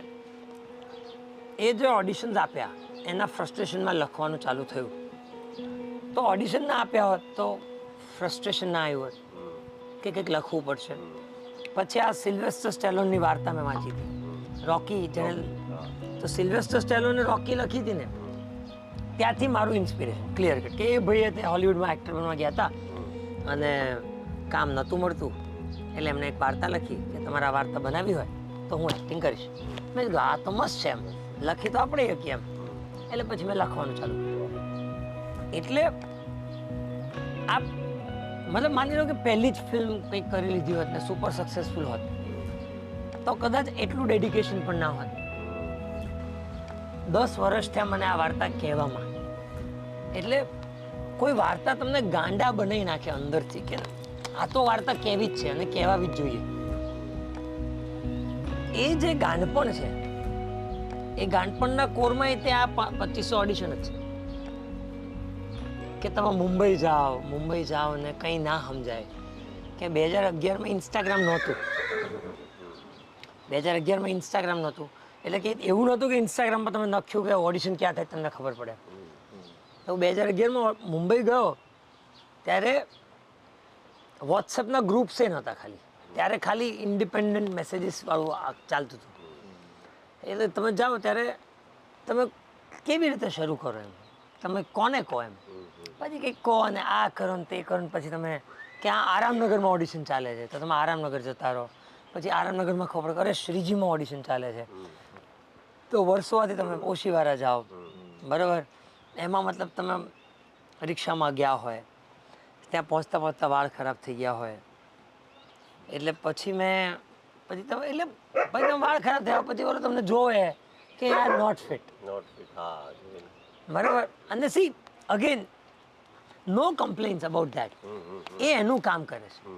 અહીંયા આમાં આખી ઘટનામાં ક્યાંય પીટી નથી. હો, ના હું મારી જાત ઉપર પીટી કહું છું, ના મારી ઈચ્છા છે કે કોઈ ખાય. ઇન્સ્પિરેશન ખરું. If somebody wants to get inspired, please by all means. કે 15 વર્ષ લાગે છે, 2,500 ઓડિશન લાગે છે, પણ પછી ધર્માની પિક્ચર મળે તો છે. વાહ વાહ વાહ, ક્યા વાત હે. બરાબર? એટલે આ તો છે એમ. અને એની માટે જે કરવું પડે. મહેનતથી ક્યારેય થાય કોઈ એમ દીપ, ક્યારેય મહેનતથી થાય કોઈ છે કે એવું એમ? હું કાલ રાતે 2:30 વાગે સૂતો હતો ત્યારે એક હાઉસફુલ થિયેટરમાંથી લોકો આવીને મતલબ મને ભેટ્યા અને રડ્યા અને કે મતલબ આવું થયું ને તેવું થયું ને મેં લગભગ ગઈકાલના દિવસમાં 700-800 સેલ્ફીઓ પાડ્યા પછી આજ સવારે 6 વાગે ઉઠીને અહીંયા રાજકોટમાં છું તો હજી સુધી તો નથી વાહ થાક્યો વાહ વાહ ક્યાં બાત હે, ક્યાં બાત હે, હજી સુધી તો નથી થાક્યો ક્યાં બાત. અને મને નથી લાગતું કે આ થાકીશ, કારણ કે છે ને બહુ મહેનત પછી મહેનત કરવાનો મોકો મળે છે. આ મહેનત હું કરી શકું ને એની માટે મેં 15 વર્ષ મહેનત કરી છે. વાહ. કે 15 વર્ષ લાગ્યા છે કે મને કોઈ એક્ટિંગનો રોલ આપો, મને કોઈ ગણકારો, મને જોઈને કોઈ કહો કે યાર તું સારો એક્ટર છે. 15 વર્ષ લાગ્યા છે અને હવે હું થાકી જાઉં તો મૂર્ખ જ કહેવાનો ને એટલે. હા. એટલે મને તો એવા લોકો નથી સમજાતા જેમ કે ને કે યાર અરે યાર હવે મારે ફોટા પડાવવા પડશે અને મને હવે મારે હું રસ્તામાં પાણીપુરી નથી ખાઈ શકતો. અરે ભાઈ એની માટે જ એક્ટર બન્યા હતા. Actor બન્યા. Yes, That's the validation you have been seeking your life. yes. કે યાર વેલિડેટ કર લે. મારી માટે હજી તે મતલબ આ એ જે મુમેન્ટ થઈ અમારી સાથે કોઈ દિવસ આવી, જેમ હું રાજકોટ આવવા નીકળો 2 દિવસ પહેલાં હું સુરત જવા નીકળતો વંદે ભારતમાં. તો વંદે ભારતમાં બેઠો ને મારી બાજુમાં 4-5 લોકોનું ગ્રુપ હતું ને એ લોકો બેઠું હતું. એ લોકો મને જોઈ રહ્યા છે, ઘણું ખુશખુશ કરી રહ્યા છે અને હું સખત ઊંઘમાં હતો, એટલી હદે ઊંઘમાં હતો કે કેમ કે આગલા દિવસે રાત્રે ઊંઘ પૂરી નથી. Again no pity, I love this, Love this. Yes, yes. We understand. I love this absolutely. ભયંકર ઊંઘમાં હતો અને પછી હું બેઠો ને તરત સૂઈ ગયો અને પછી પેલા વંદે ભારતમાં ચા પણ પછી હું ઉઠ્યો ને પછી મને કે એક સેલ્ફી પડાવી શકીએ એમ. મેં કીધું ઓફકોર્સ યાર, ઓફકોર્સ. ફટાક દિન ઊભો થયો, મેં બધાની જોડે સેલ્ફી પડાયા. પછી હું પાછો દિન સૂઈ ગયો. પછી હું વંદે ભારતથી સુરત નીચે ઉતર્યો. એટલે સુરતે એ રીતે બહુ પ્રેમ આપે છે. સુરતમાં રેકગ્નિશન બહુ જ વધારે મળ્યું મને. કે સુરતમાં હું ગયો, ઉતર્યો, ત્યાં 4 લોકોને ખબર, મતલબ એ લોકોએ મને જોયું કે અરે મેં કાલે પિક્ચર તમારી જોઈ, પરમ દિવસે પિક્ચર જોઈ, પપ્પાની સાથે ફાધર્સ ડેના દિવસે જોઈ, બરોબર. એમણે ફોટા પાડ્યા. અરે રાત્રે 12 વાગે ક્યાંક લોચો ખાતો હતો અને 2 લોકો આમ ગાડીમાં જતા હતા અને ગાડી ઊભી રાખી, રાત્રે 12 વાગ્યા હતા. એટલે મારી ઉપર કેટલી લાઇટ હશે ને કેટલો ચહેરો દેખાતો હશે, એટલે એવામાં ઓળખીને મને કહે કે તમારી પિક્ચર જોયા પછી મેં પપ્પાને આઈ લવ યુ કીધું એમ. क्या बात है, क्या बात है, કે તમારી સાથે એક ફોટો પાડી શકો એમ, મારા ટાઈગરને મોકલવો છે. क्या बात है, क्या बात है. મેં કીધું યાર, વાહ વાહ વાહ. Very hard. મેં કીધું મતલબ પતી ગયું એમ. હવે આ ફિલ્મ જે છે ને બધું વર્થ છે. 15-17 વર્ષ કે કદાચ બીજા 5 વર્ષની વધારે મહેનત લાગી હોત તોય કે એમ if it has to culminate this way. મતલબ 15 વર્ષ પહેલાંના દીપને જ્યારે બહુ જ સ્ટ્રેસ હશે ને આમ ઓડિશન આપવા જતો હશે ને તકલીફો પડતી હશે ને ત્યારે આમ બહુ જ ફ્રસ્ટ્રેશન થતું હશે ને એવું થતું ને કે અરે ત્યારે કોઈ જઈને કહી દે કે તું 15 વર્ષ મહેનત કર, ધર્માની ફિલ્મ મળવાની છે, તો એ માણસ એટલો જ ખુશ હતો જે જગ્યાએ હું અત્યારે છું. એટલે આ આખી ઘટના જેવી છે. એટલે અને છે ને એ જર્નીએ મને રાઇટર બનાવ્યો છે. અને મને છે ને I can not feel enough gratitude કે જે માણસ મુંબઈ ખાલી એક્ટર બનવાના ઈરાદાથી ગયો હતો, જેને રાઇટિંગનો ડબલ્યુ નહોતો આવડતો, બરાબર, એ માણસે 2013માં ફિગર આઉટ કર્યું કે હી કેન રાઇટ અને now he is writing for the biggest production houses In the country. તો મતલબ આ મારી લખેલી ફિલ્મ ધર્માને ગમી છે. મારી એક મતલબ હું ધર્માને પહેલી વાર એટલે મળ્યો હતો કારણ કે મેં બીજી એક વાર્તા પિચ કરી હતી ધર્મા પ્રોડક્શન્સમાં, એમને એ વાર્તા બહુ ગમી. મતલબ એઝ એન એક્ટર મારી શું ઓકાત છે કે હું ધર્મામાં જઈને કહું કે સર હું એક્ટર છું. That is why we are all proud of you. કે even જે audience and the film fraternity જે અમે we consider this કે આ એક બહુ ઇમ્પોર્ટન્ટ માઇલસ્ટોન છે કે એક છોકરો આવી રીતે ક્યાંક એક ગામમાંથી નીકળ્યો હોય, it's the journey is very inspirational. અને of course I have seen the movie, I have really loved your work, absolutely amazing. Thank you. Writing પણ બહુ સરસ છે અને અમુક જે ટ્રેલરમાં આપ્યું છે it's a fact, you know. I don't know what my father was before I Was came born. into Yeah, this. yeah. I was born. એટલે આજે મેં જોયા જ નથી મારા ફાધરને કે કેવા હોઈ શકે એમ. હજીના જમાનામાં તો still it can be captured correct કે તમે ફાધરને તમે વિડીયો ડિજિટલી આમ તમે કેપ્ચર હજી ઘણું કરી પણ અમારા જમાનામાં તો આવી we have just those Nothing. Black and white હા. ફોટોસ છે ઓલા સ્ટુડિયોમાં અને અને કરેક્ટ તો તમે ફોટો પપ્પાને તો ખાલી ફોટોમાં પોઝ મારતા જ જોયા છે હજી તો ખબર જ નથી શું હતું એમ અને કદાચ તમને કોઈ કંઈ પણ દેશે તોય તમને કેવી રીતે સમજાશે એ ગાંડપણની પરાકાષ્ઠા કેવી રીતે સમજાશે એટલે દરેક આઈ થિંક આ બધાની ઈચ્છા હોય જ છે અને આ મૂવીએ ઇન્સ્પાયર કરે છે કે to know your father's journey no correct it is very important કે આપણે આપણા પેરેન્ટ્સની જે જર્ની છે ને જેમ આપણી પોતાની જેટલી જર્ની છે ને કરેક્ટ એના માટે જે એમણે કર્યું છે ને તો એ પહેલાના વ્યક્તિ શું હતા 100 કારણ કે હું પોતે ફાધર છું એટલે આઈ નો ધ ડિફરન્સ કે એ પહેલાનો વ્યક્તિ શું હોય અને એના પછીનો શું my son will never know who I was Correct. How much ever information correct 100% અને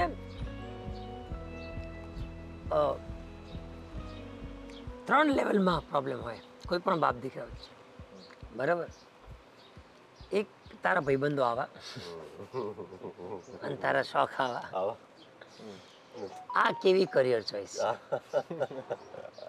એ જે જેન્ઝીનો લોટ છે જ્યારે કહેતો હશે કે પપ્પા મારે ઇન્ફ્લુએન્સર બનવું છે તો એમના પપ્પાને નહીં જ સમજાતું કે આ કેવી કરિયર ચોઈસ છે મતલબ એટલે આમાંથી રોટલી આવે ઘરમાં આનાથી ઘરમાં રોટલી આવે આનાથી બંગલાઈ બને છે અને હવે એ કેવી રીતે સમજાવું એમ એટલે એવી વાત છે એમ કે એ રહેવાનું તકલીફ એટલે એ તારા શોખ આવા તારા ભાઈબંધો આવા તારી આ કેવી કરિયર ચોઈસ છે અને આ છોકરી આપણા ઘરમાં ના ચાલે ના ચાલે આ ત્રણ મુદ્દામાં દુનિયાભરના બાપ દીકરાના સંબંધો ની ખટાશ આવી ગઈ છે બરોબર આ ત્રણથી વિશેષ કોઈ મુદ્દો નથી પણ કહેતા હતા 2016 થી તમે આ સ્ક્રિપ્ટ લખવાનું ચાલુ થયું એના મતલબ રિવિઝન કેટલા થયા તમે કોણ લોકોને મળ્યા સ્ક્રિપ્ટ માટે થઈને હા કારણ કે જો રાજકોટમાં અહીંયા એવું છે કે you know there are many people who are trying to be artist કે એવું બધું કરતા હોય અહીંયા નાના મોટું કેવું દે હેવ નો આઈડિયા આમ જોવા જાય ને કે મુંબઈ શું છે મુંબઈમાં જવું શું તો how to start vote to do how did you do કે આનું See, કહેવાનું હવે તો થોડું સરળ પણ છે કે ઇન્સ્ટાગ્રામ આવ્યા પછી એ રીતે બહુ સરળ થઈ ગયું છે કે તમે હેશટેગ ઓડિશન નાખશો ને તો એ તમને 5 પોસ્ટ મળી જશે કે ક્યાં ક્યાં ઓડિશન ચાલે છે બરાબર એ પોસ્ટમાં નંબર લખેલા છે મેલ આઈડી લખેલા છે અને જે લોકોએ ઓડિશન્સની પોસ્ટ ઇન્સ્ટા ઉપર નાખી છે ને that means they genuinely want to give U N opportunity એટલે ત્યાં કોઈ લેયર નથી બરાબર છે આશિકી 2 માટે મેં લીડનું ઓડિશન આપ્યું હતું ત્યારે તો એવી વાત હતી એમ કેમ કે એ લોકો નવા ફેસને લોન્ચ કરવા માગતા હતા સો કોલ્ડ પણ પછી આદિત્ય રોય કપૂર ને શ્રદ્ધા કપૂર જ હતા એમ nothing wrong in that as well કે હા ભાઈ ઠીક છે બધું ગણિત છે બધાના ગણિતો બેસવા જોઈએ પ્રોડ્યુસરના પોતાના ગણિત બેસવા જોઈએ બરાબર પણ હવે તો એવું છે કે તમે ઓડિશન લખો ને હેશટેગ ઓડિશન તો તમને કેટલા બધા પોસ્ટ મળી જશે એમ તો મેં ગંગુબાઈના ફાધરનું આપ્યું હતું ઓડિશન કરેક્ટ અને and then they genuinely want to give N opportunity કે તમે જો ફિટ થતા હો તમે રોલમાં અને પાછું એમાં છે ને એમાં પાછું એવું છે કે મને એવું લાગે છે કે એક્ટરે એસ્પાયરિંગ એક્ટરે એક જ વસ્તુ જે સૌથી વધારે શીખવા જેવી છે more than acting even more than acting is કે કોઈ રિજેક્ટ કરે ને તો ડિસહાર્ટન ના થવું બરાબર છે એ જે હેન્ડલિંગ રિજેક્શન છે ને that plays a bigger role than acting itself yes કારણ કે 2,500 rejection you know like you said 2,500 audition એટલે એ છે ને એ જે rejection dealing with rejection is the key કેમ કે જો બહુ જ સિમ્પલ છે તમારી પાસે એક સ્ક્રિપ્ટ આવે છે હવે તો મતલબ રાઇટર બન્યા પછી તમને વધારે ડિટેલમાં ખબર પડે બરાબર કે તમે એક ડાયલોગ એક સૂરમાં લખ્યો છે કે આ બાપનું કેરેક્ટર આવું અને આ પછી આવા સૂરમાં બોલશે હવે એ જ મેં સ્ક્રિપ્ટ જે લખી છે પછી મેં ડિરેક્ટર સાથે માથાપચ્ચી કરીને એને કીધું હા કરેક્ટ સૂર છે આ છે હવે જ્યારે ઓડિશન માટે જે એક્ટર પાસે જાય છે એની પાસે ખાલી એક જ લાઈન જાય છે વિધાઉટ કોન્ટેક્સ્ટ. એટલે પહેલાંનું કંઈ ખબર નથી, આની પહેલાંના સીનમાં શું થયું છે એ ખબર નથી, પછી શું થયું છે ખબર નથી. ઓફકોર્સ તમને કાસ્ટિંગ ડાયરેક્ટર ફોન કરશે, થોડું સમજાવે જો વાર્તામાં આવું છે, તારું કેરેક્ટર આવું કરે છે, આવું કરે છે, આવું કરે, આવું કરે, આવું કરે, પણ સુર નહીં સમજાઈ શકે. હવે તમે you can be the best actor in the world.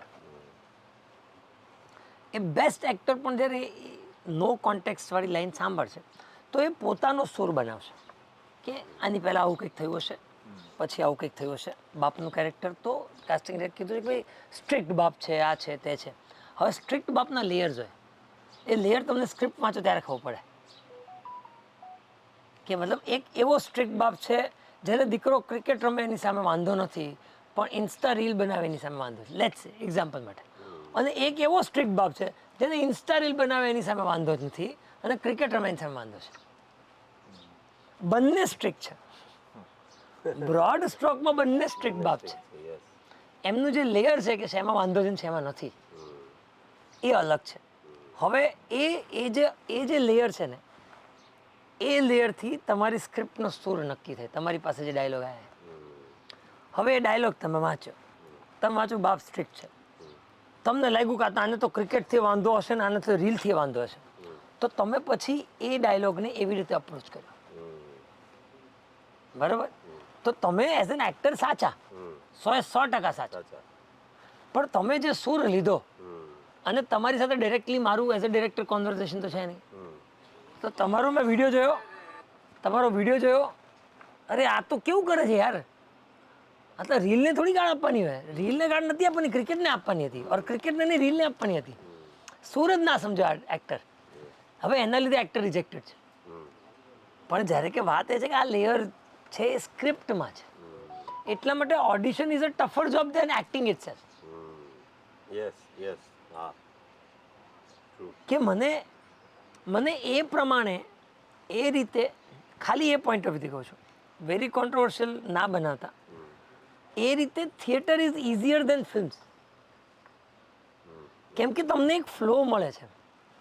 તમે અત્યારે જ છો એ 2.5 કલાકમાં બધું જ છે. તમે ત્યાંથી નીકળ્યા ને પપ્પા સાથે બાજીને નીકળ્યા, એટલે બાજી નીકળ્યા એટલે તમારું નેક્સ્ટ સીનમાં તમે ગુસ્સામાં જ છો, પછી આ છે ને પછી આ છે ને પછી એ બધું 2.5 કલાકમાં ભજવાઈ ગયું, સાચી વાત છે.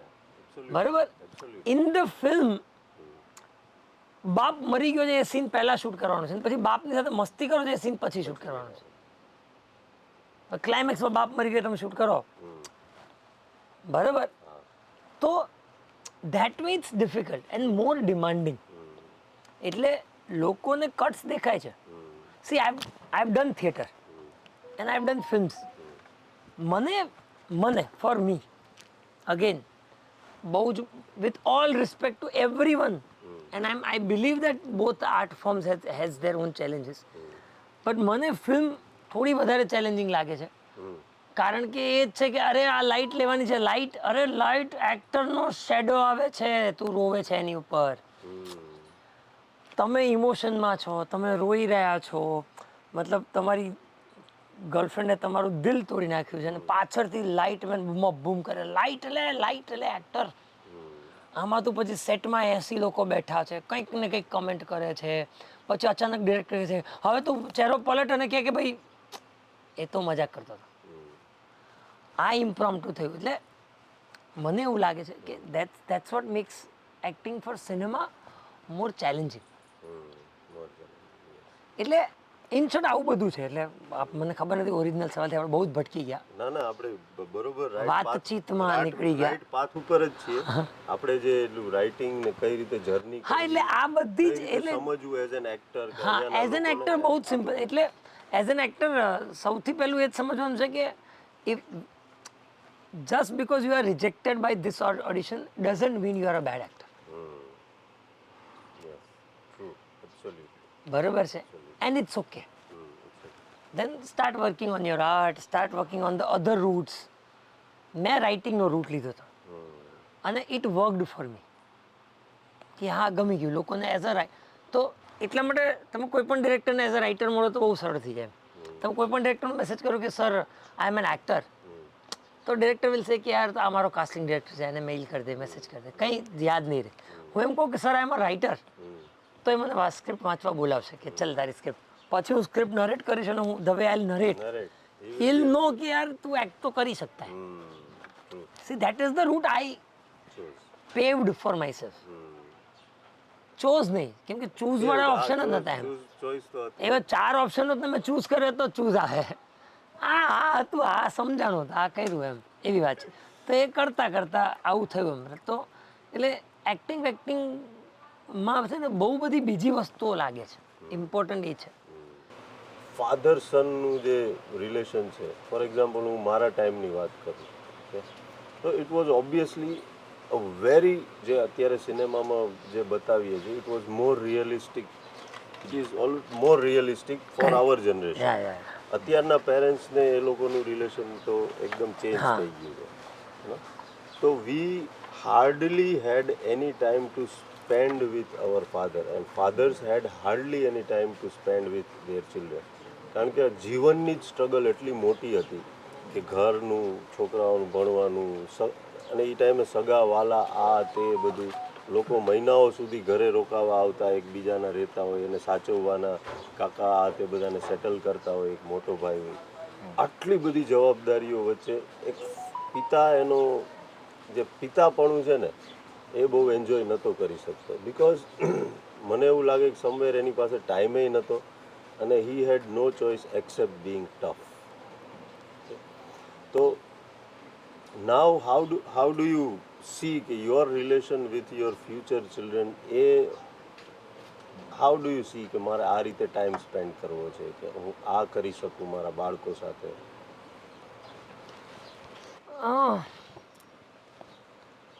એ તો મેં નથી વિચાર્યું છે એટલું વિચારો. આગળ. એની માટે પ્રાઇમરી રિક્વાયરમેન્ટ છે કે તમે પ્રેમમાં પડો. કોઈ છોકરી હોય પહેલી રિક્વાયરમેન્ટ આવે, પછી બીજી આવે. ઇમેજિન યુ હેવ અ હા, ના, ચાઇલ્ડ. ના મને એવું લાગે છે કે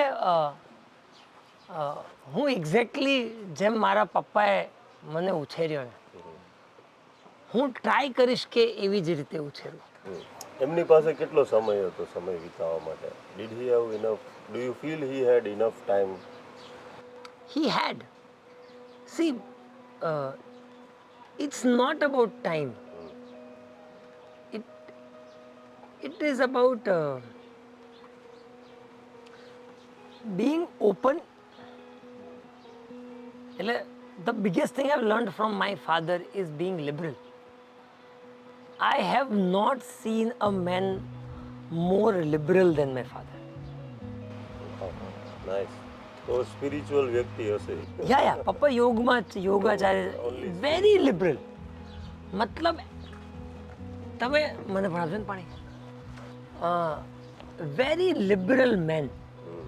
તો એટલા લિબરલ હોય ને એટલે શું થાય કે મારી ગર્લફ્રેન્ડ હોય તો એમને ખબર હોય, બરાબર, અને એ મને એ ટિપ્પણી આપી શકે એમ, કે એ મને કહી શકે કે યાર નહીં થાય પાયલટ, એમ સમજે છો કે નહીં બને.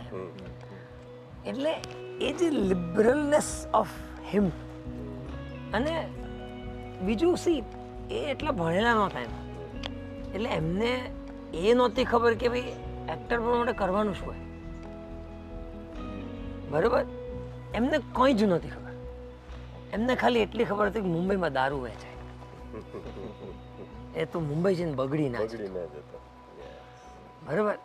એટલે એમને તો એ કે એક્ટિંગ જોબ હોય એટલે મતલબ મેં જ્યારે કીધું મારે એક્ટર બનવું ત્યારે પપ્પાએ મને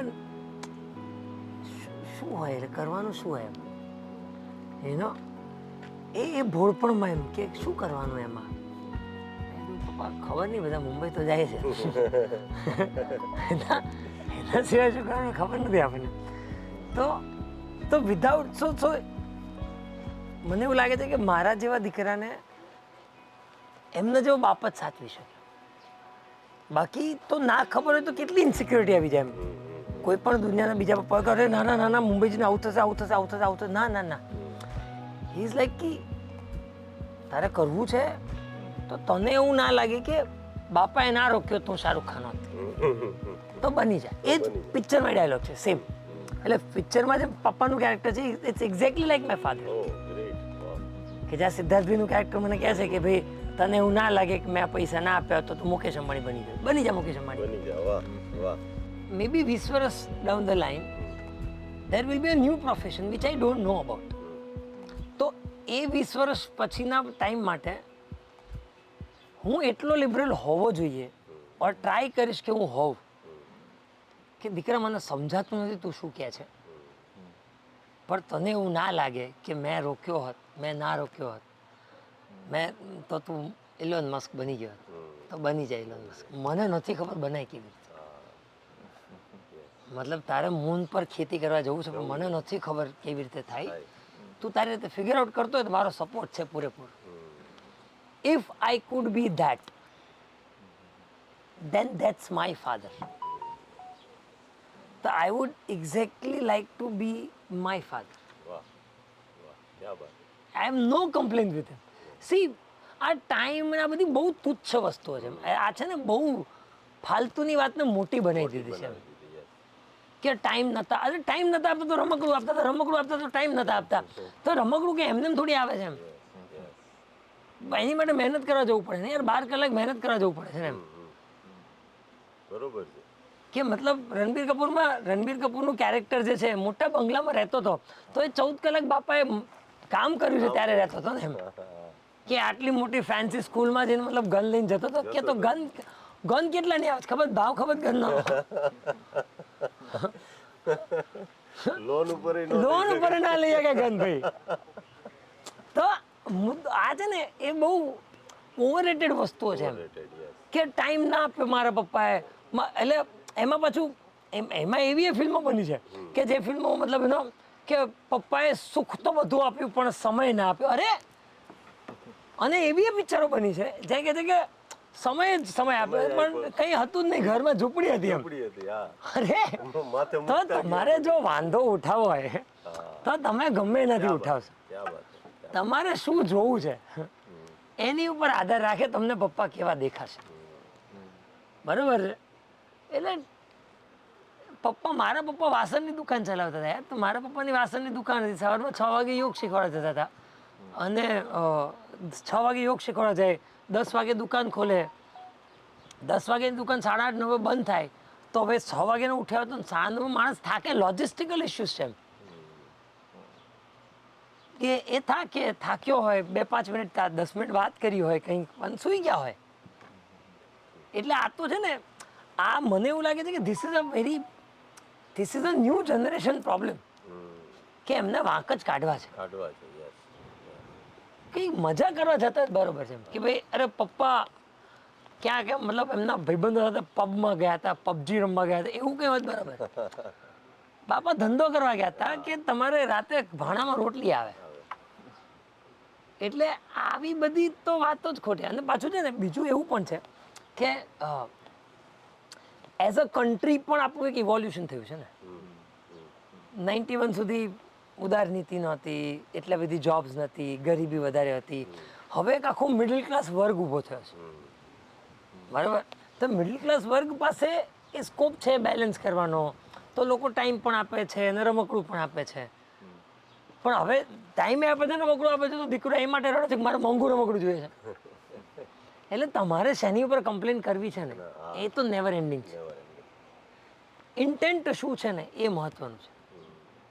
મારા પપ્પાનો ઇન્ટેન્ટ શું હતો? ઇન્ટેન્ટ એ હતો કે દીકરા કર તારે જે કર. ઇન્ટેન્ટ એ હતો કે યાર ઇન્ટેન્શન સાચો. અને એ 99% કેસમાં તો છોરું કછોરું થાય, માવતર કમાવતર નથી જ થતા. એ આ પાછી ન્યૂ એજ થિંગ છે કે જેમાં માવતરો કમાવતરો થયા છે પણ એ બહુ ઓછા, એ પણ બહુ ઓછા એમ. એટલે 100માંથી 99% ઉપર રેશિયો પહોંચ્યો છે.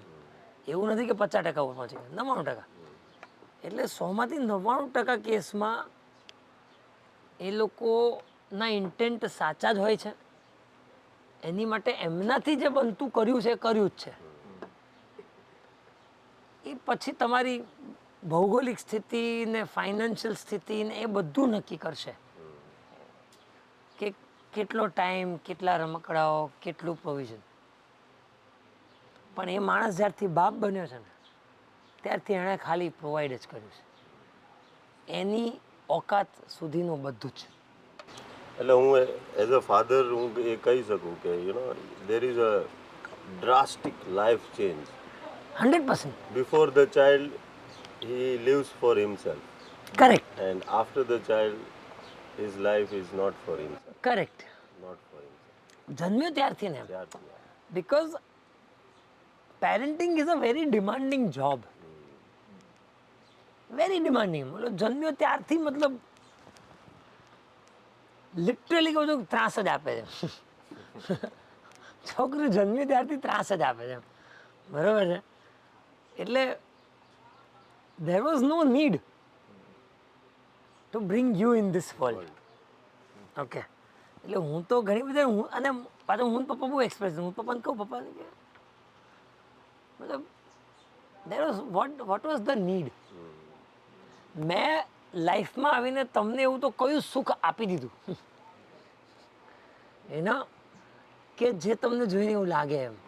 હું કહું અને તને- પપ્પાએ મને એનો જવાબ આપ્યો Okay, yes, પિક્ચર જોયા પછી હમ, કે આ તને જે જોઉં છું ને હમ.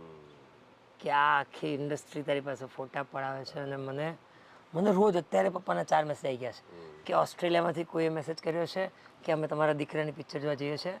મને તરત મેસેજ ફોરવર્ડ કરે અને વોઇસ નોટ મોકલે તો દિલીપભાઈ તમારા છોકરાની પિક્ચર જોવા અમે કાલે જઈએ છીએ, કાલે જોયું, બહુ સરસ લાગ્યું, આ છે આ. મેં કીધું હા પણ તો આટલા વર્ષો તો કે આટલા વર્ષો તને ઘડા તો જોવાની મજા છે. એટલે એ અને એ પાછું મને એવું લાગે છે કે આ ફિલિંગ પાછી બાપ બને પછી જ આવતી છે, પહેલાં નહીં આવતી હોય. પછી જ આવે. એટલે તમે જાઓ સાવે સાવ લુખે કાટ હોય ત્યારે એવી ફિલિંગ કદાચ ઇમેજિન કરવી બહુ અઘરી હોતી હશે કે ભાઈ હું બાપ બનીને સેલ્ફલેસ થઈશ કે નહીં. કેમ કે તમે એટલા સેલ્ફિશ તો ના કહેવાય, સેલ્ફ સેન્ટર્ડ હોય છો. તમારી દુનિયા તમારી આસપાસ ચાલે, તમારે ગમે ત્યારે ઉઠીને મતલબ ક્યાંક જતું રહેવું તો તમે જતા રહ્યા, બધું તેમ. એ સેલ્ફ સેન્ટર્ડનેસમાં સેન્ટર બદલાઈ જશે. Now self will not be the center, now someone else is the center. તો basically your son has replaced self from the center. So એ જે આખી અને it's a very beautiful thing to I am sure it must be, it is. નહીંતર આટલા બધા લોકો અને બીજું એ છે કે as a father when you have a child તો somewhere down the line you feel કે there is an entity which has come into this world કે જે તમને ટોટલી નોન જજમેન્ટલ અને fully acceptance, specially when they are children જે growing એજમાં હોય છે. તો એ ટાઈમે તમે ગમે એવા દેખાતા હોય, ગમે એવા થાકીને આવ્યા હોય, પસીનાવાળા, child will come and everything. એટલે there is pure non judgmental non expectation feeling જે છે ને એ ચાઇલ્ડ સાથેની એ ફાધરની. correct. તો that gives a great satisfaction કે ભાઈ આ એક વ્યક્તિ છે કે જે મને ક્યારેય જજ નહીં કરે, ઓનલી લવ્સ મી પણ એમાં પાછા સ્ટેજીસ છે ને, એ સ્ટેજીસના લફડા છે આખા. કે when you are child till 12-13 year old તમારી માટે પપ્પા સુપર હીરો છે, બરાબર. પછી તમે તમારા ટીન્સમાં આવો ને એટલે તમને એ તમે કીધું ને પરસેવો હોય તો હક કરે તો ત્યારે તમને પરસેવાની ગંધ આવે કે આ માણસ જ છે, આ અહીંયા ખોટા જ છે, અહીંયા આવું જ છે, આવું જ છે. એટલે in your 20s you are rebel કે મારે આમના જેવું તો નથી જ થતું. Then you enter in your late 20s 30s and you realize કે okay you are going through the exact same thing. તો આ માણસ જેટલું મેનેજ કરતો હતો એટલું તો હું મેનેજ નથી કરી શક્યો, તો આ માણસ એટલો ખોટો નહોતો. And in your 40s you are like of I am not even 10% of my father. જો હું મારા બાપનું 10% પણ બની જાઉં ને તો હું ધન્ય થઈ જઈશ. તો પણ એ કહેવા માટે મેજોરિટી ઓફ ધ કેસમાં બાપ હોતા નથી. એટલે જે આખી જે ટ્રાન્ઝિશન છે ને every decade in your life brings a different emotion towards your father. તમારા જીવનના કયા ડેકેડમાં છો ને એની ઉપર તમે નક્કી એટલે તકલીફ એ જ છે એમ, દેટ્સ ધ સેડેસ્ટ પાર્ટ, કે તમે તમારા જીવનના કયા ડેકેડમાં છો ને એ પ્રમાણે તમે બાપને મૂલવશો, જ્યારે કે મૂલવવાનું હોય જ નહીં. એ જે પહેલા 12 વર્ષ સુધી તમે જે માન્યું ને એ માનતા માનતા આખી લાઈફ નીકળી જાય ને તો એ આઈડિયલ છે. પપ્પા સુપર હીરો, પપ્પાએ કીધું ફાઇનલ. બહુ બ્યુટીફુલ વાત કરી, no we are coming to very beautiful and emotional point. એક બહુ જે યુનિવર્સલ ફેક્ટ છે, હવે આપણે એ પોઈન્ટને ટચ કરીએ. નો સમવેર ડાઉન ધ લાઈન આ જે રિલેશનશિપ છે એમાંથી અમુક વર્ષો પછી એક વ્યક્તિ ગાયબ થઈ ગયા છે. No father will leave this world. તો એ જે ગેપ છે people don't like to think about it, કે એને કોઈ યાદ એવું કે ના એવું ના વિચારો, એવું કયોમાં કે આમ થશે.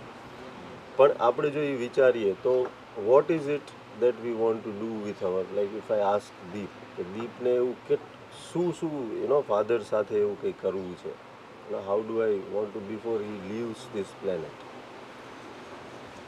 કેવું રિલેશનશિપ ક્યાં સુધી I'm very blessed that way. I might sound very conflictless here, but I'm very blessed કે હું આજે સવારે નીકળતા પહેલા પપ્પાને હક કરી નીકળો છું. બરાબર છે, હું 2 વર્ષ પહેલા પપ્પા સાથે 10 દિવસ ઋષિકેશમાં રહ્યો છું, હું ને પપ્પા બે જ. 10 દિવસ અમે ઋષિકેશમાં રહ્યા છે. ઋષિકેશ બે જ લોકો, અને 31 ડિસેમ્બર હતી, એટલે 2024ની 31 ડિસેમ્બરમાં હું પપ્પા સાથે ઋષિકેશમાં હતો. એટલે મી એન્ડ પપ્પા are very expressive that way, કે પપ્પા આ કરવું છે ચલો કરીએ. એટલે પપ્પાને ના ગમતું તો હું ખેંચીને લઈ ગયો હોય, પપ્પા અમુક જગ્યાએ મને ખેંચીને લઈ ગયા હોય. બરાબર, એટલે we have been very expressive. એટલે આ સવાલ છે ને એવા લોકોને સૌથી વધારે અસર કરે, જેમ કે મારો જ ભાઈ ઇઝ નોટ એક્સપ્રેસિવ. મારો સગો નાનો ભાઈ, હી ઇઝ નોટ એક્સપ્રેસિવ. તો he and father he may have so many things to tell in this space, કે યાર કે એને હું ફાધર્સ ડે પપ્પાને ફોન કર્યો તો ફાધર્સ ડે છે, રોજ ફાધર્સ ડે છે, કે આઈ લવ યુ પપ્પા, એમ એ એની માટે બહુ અઘરું છે, મારી માટે સાવ સહેલું છે. અને હું મતલબ મારી માટે, અને મને એવું લાગે છે એ એક્ટિંગને કારણે પણ છે, કે એટલે એ મારી લાઈફમાં એ ચેન્જ એક્ટિંગને કારણે પણ હોઈ શકે, કે આઈ એમ વેરી એક્સપ્રેસિવ. મારે જીવનમાં ક્યારેય એવી તકલીફ નથી પડી જેવી હિન્દી પિક્ચરોમાં છોકરો કે અરે હું છોકરીને કહું કેવી રીતે કે I love her. I have always told her. પછી જે થવું એ થાય, પછી ઓલી ના પાડે, the worst she can say is no. તો I have never held myself back. And in some cases the word she can say Says yes. also. એટલે સી તો એ જે આખી ઘટના છે ને એ વધારે પડતા એવા લોકોને લાગુ પડે જે એક્સપ્રેસિવ નહોતા, at least towards there father. What I am asking about is not expressive, એ જે મિસિંગ પાર્ટ જે ક્રિએટ થાય that એ રીતે તો છત જ છે આખી આખી. એ રીતે તો એક છત હોવું, એટલે મેઇન આપણે આ વાત કરીએ કે એક છત હોવું અને એક છત ન હોવું. જે આપણે જિંદગી વન્સ મોરમાં આપણે જોયું કે એ માણસે બધું મૂકી, જે સિદ્ધાર્થભાઈ એટલો એબ્સોલ્યુટલી બ્રિલિયન્ટ એમણે જે પરફોર્મ કર્યું છે કે એ બધું મૂકીને એને છતની તૈયારી કરી. એક્ઝેક્ટલી. એટલે છે ને એમાં એવું થાય કે મતલબ લોકો જ્યારે તમે એક સુંદર મજાનું ઘર બનાવ્યું હોય ને અને પછી મહેમાન આવે ને ઘરમાં, તો એ તમારા દિવાલોના વખાણ કરે, દિવાલો પર લાગેલી પેઇન્ટિંગના વખાણ કરે, કોઈ છતના વખાણ નથી કરતું. પણ એ જો ના હોય ને છત, અને એ જો છત ના હોય ને તો તમારી દિવાલ અને પેઇન્ટિંગ કંઈ કામની જ નથી. કેમ કે વરસાદ પડશે, પેઇન્ટિંગ ભીંજાઈ જશે, કલર નીકળી જશે, ઘર રહેવા લાયક નહીં. બરોબર છે, એટલે આટલી અમથી વાત છે.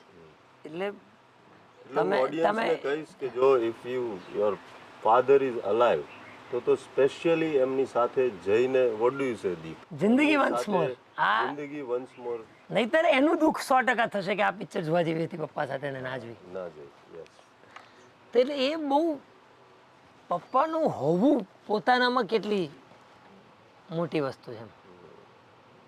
પપ્પાને મારી ફિલ્ડમાં કંઈ જ ખબર નથી. ના એક્ટિંગમાં, ના રાઇટિંગમાં, ના પિક્ચર કે પપ્પા પ્રીમિયરમાં આવ્યા હતા બસ. એના સિવાય પપ્પાને કંઈ જ ખબર નથી. પણ એ પપ્પા છે. કાલે ઉઠીને ભગવાન ના કરે પણ કંઈ પણ ઉપર નીચે થયું તો એ છત છે સાચવી લેશે. યસ તો ચેતેશ્વરભાઈ આમાં કેવી રીતના એડ થયા, શું આઈડિયા હતો, કેવી રીતના હતું ઓવરઓલ? એટલે ચેતેશ્વરભાઈ આજે સવારે જ હા મારો સને ટ્રેલર જોયું અને એને જોયું આખું જોતા જોતા જ્યારે ચેતેશ્વર પૂજારા આવ્યો ને એ એટલો ક્રિકેટ ફેન પપ્પા ચેતેશ્વર પૂજારા છે આમાં no he was so happy how did you bring that ચેતેશ્વરના પપ્પા ક્રિકેટર હતા બરાબર છે. એટલે મારે તો ચેતેશ્વર પૂજારા જ જોઈએ એમ હતું and then I cold him and he gracefully agreed. કેમ કે એ પણ બાપ દીકરા ચેતેશ્વર પૂજારાની પોતાની વાર્તા પણ એકદમ બાપ દીકરાવાળી છે ને કે એમના પપ્પા પણ રણજી રમતા હતા અને એમની ઈચ્છા હતી એમનો દીકરો નેશનલ રમે એન્ડ ઓલ ધોઝ થિંગ્સ. મારામાં ફાધર સન હતું ને એમાં પપ્પાની એવી ઈચ્છા હતી કે જ્યારે ત્યારે એમને પણ ઇન્ડિયા માટે રમવું હતું અને એમને એ મેચ રમાડવા માટે જો કમેન્ટેટરમાં એક એવો વ્યક્તિ આવે કે જેના પપ્પા અને મારે ફિલ્મમાં મારા પપ્પા એ બંને સાથે સ્કૂલમાં ક્રિકેટ રમ્યા ગોંડલમાં બરોબર. તો એ વાર્તાના ભાગ રૂપે કે ભાઈ હા ઓકે અરવિંદભાઈ અને પરિતોષ મારા પપ્પાના કેરેક્ટરનું કે અરવિંદભાઈ અને પરિતોષ સાથે ક્રિકેટ રમતા હતા બરાબર. એ વાર્તાનો ભાગ હતો કે આવી રીતે રમતા હતા ને પછી એ તો ક્રિકેટર ના બની શકે પરિતોષ પણ અરવિંદભાઈનો દીકરો ચેતેશ્વર પૂજારા ક્રિકેટર બની ગયો બરાબર. એટલે મેં તો આખી ફિલ્મ જ તે dedicated to all the fathers છે. તમે ફિલ્મની શરૂઆતમાં જોશો કે it's dedicated to all the fathers. આપણે ઓપનિંગ ક્રેડિટમાં તમે જો જોયું હોય તો અમે બધાની ઓળખાણ પપ્પાના નામથી કરાવી છે બધાની ઓળખાણ. એટલે મધુકર રાંદેરિયાનો દીકરો સિદ્ધાર્થ રાંદેરિયા એવી ઓપનિંગ ક્રેડિટ છે. દિલીપ ધોળકિયાનો દીકરો દીપ ધોળકિયા બરોબર છે. એટલે આખી ફિલ્મ એમ જયેશ મોદીનો દીકરો જયમીન મોદી ડિરેક્ટેડ બાય. તો આખી ફિલ્મમાં તમે ઓપનિંગ ક્રેડિટ જો તો ચેતેશ્વર પૂજારાની ક્રેડિટમાં અરવિંદ પૂજારાનો દીકરો Cheteshwar Pujara. This is how we have given credit એમ હાઉ નાઇસ કે બાબુભાઈ વ્યાસની દીકરી આરતી પટેલ. હાઉ નાઇસ તો આખી ફિલ્મના ઓપનિંગ ક્રેડિટ તમે જોશો ને આખી ઓપનિંગ ક્રેડિટ એવી રીતે ડિઝાઇન છે. અને એ કેમ કે we genuinely mean it when we say that it's dedicated to the fathers. એટલે બાપ માટે હંમેશા જેટલું લખાયું છે એ પણ રેટ્રોસ્પેક્ટમાં લખાયું છે એમ કે કાશ મેં પપ્પાને હક કરી લીધો હોત, કાશ મેં પપ્પાને આઈ લવ યુ કહી દીધું હોત. એ રિગ્રેટમાં જ લખાયું છે પ્રેઝન્ટમાં નથી લખાયું. એ બહુ ઓછું લખાય છે. And I really hope and wish કે fatherhood is also celebrated as much as motherhood is. Specially તમે જ્યારે રાઇટિંગ કર્યું છે અને તમને એક્ટિંગમાં કંઈ એવું લાગે કે તમે પોતે જ લખેલું છે અને બીજા કોઈ લખેલું હોય ત્યારે તમે કેવી એક્ટિંગ કરતા હોય એ પણ આ જ સેટ પર સી મેં મારી છે ને આ ચર્ચા મેં મારી એક્ટિંગ ટીચર સાથે કરી હતી. પરેશ પારેખ કરીને મારા એક્ટિંગ ગુરુ છે. એમની સાથે હું દર વખતે કંઈ પણ નવું કેરેક્ટર હોય એમની સાથે હું ચર્ચા કરવા પહોંચી જાઉં. એમની સાથે લાંબી ચર્ચા કરું, 2-3 દિવસ એક્ટિંગ એક્સરસાઇઝીસ વર્કશોપ્સ આ બધું કરી લો. અને પછી મેં મારી એમની સાથે વાત થઈ હતી અને ઇન જનરલી મારો અનુભવ એક રહ્યો છે કે જ્યારે તમે રાઇટર હોય ને ત્યારે યુ કેન એક્ટ બેટર.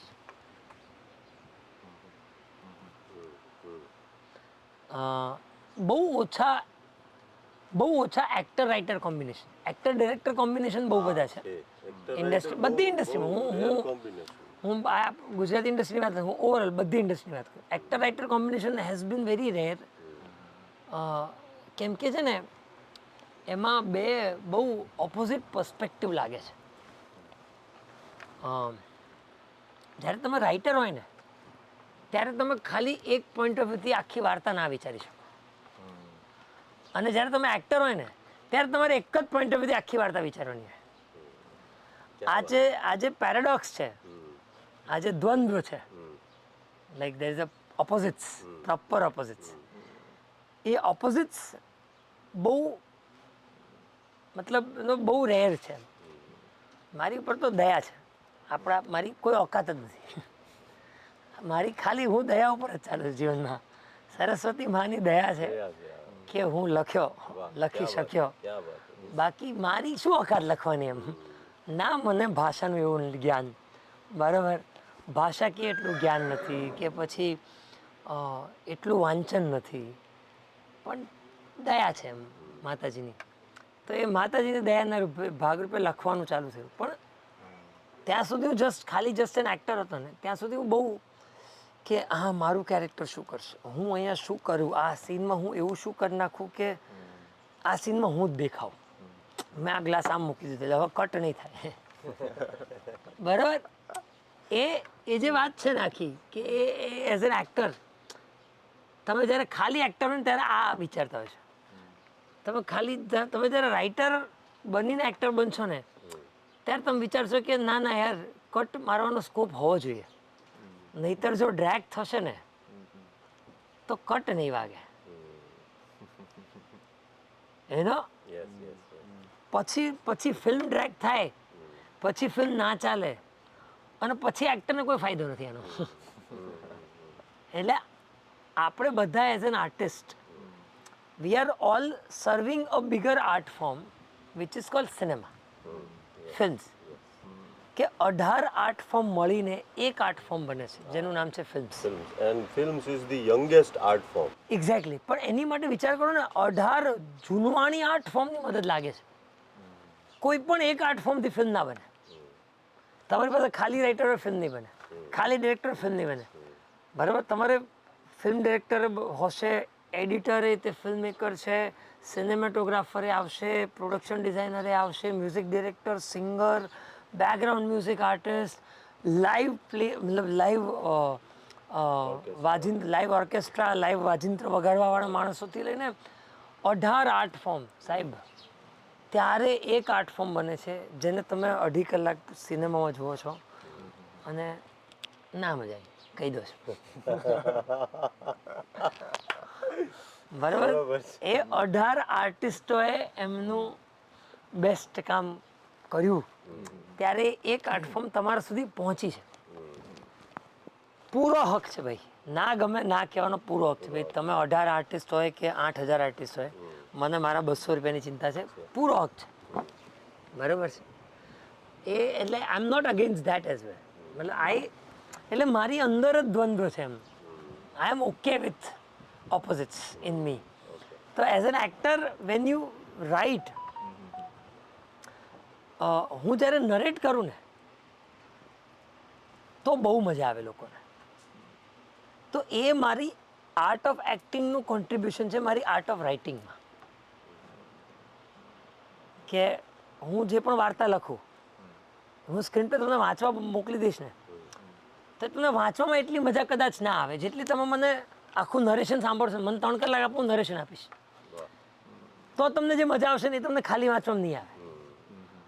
કારણ કે એ મારા એક્ટિંગ આર્ટ ફોર્મનું કોન્ટ્રીબ્યુશન છે, મારા રાઇટિંગ આર્ટ ફોર્મ. સેમ વસ્તુ મારી રાઇટિંગ આર્ટ ફોર્મનું કોન્ટ્રીબ્યુશન છે મારી એક્ટિંગમાં. કે જ્યારે હું એક્ટિંગ કરતો હોઉં છું, જે લખેલું મેં છે, તો મારી પાસે એ કેરેક્ટર એટલું ડિટેલ્ડમાં વર્કઆઉટ છે કે જે આપણે ઇન્સ્ટાગ્રામ રીલ અને ક્રિકેટની વાત કરી હતી ને, એમાં એવું પણ છે કે ઇન્સ્ટાગ્રામ રીલ પણ એને વાંધો નથી, પણ એને છે ને આ ટાઈપની રીલથી તો વાંધો છે જ. એને ક્રિકેટ રમવામાં વાંધો નથી, પણ એ જો બોલિંગ કરે ને તો વાંધો છે, બેટિંગ કરે તો વાંધો નથી પાછા એને.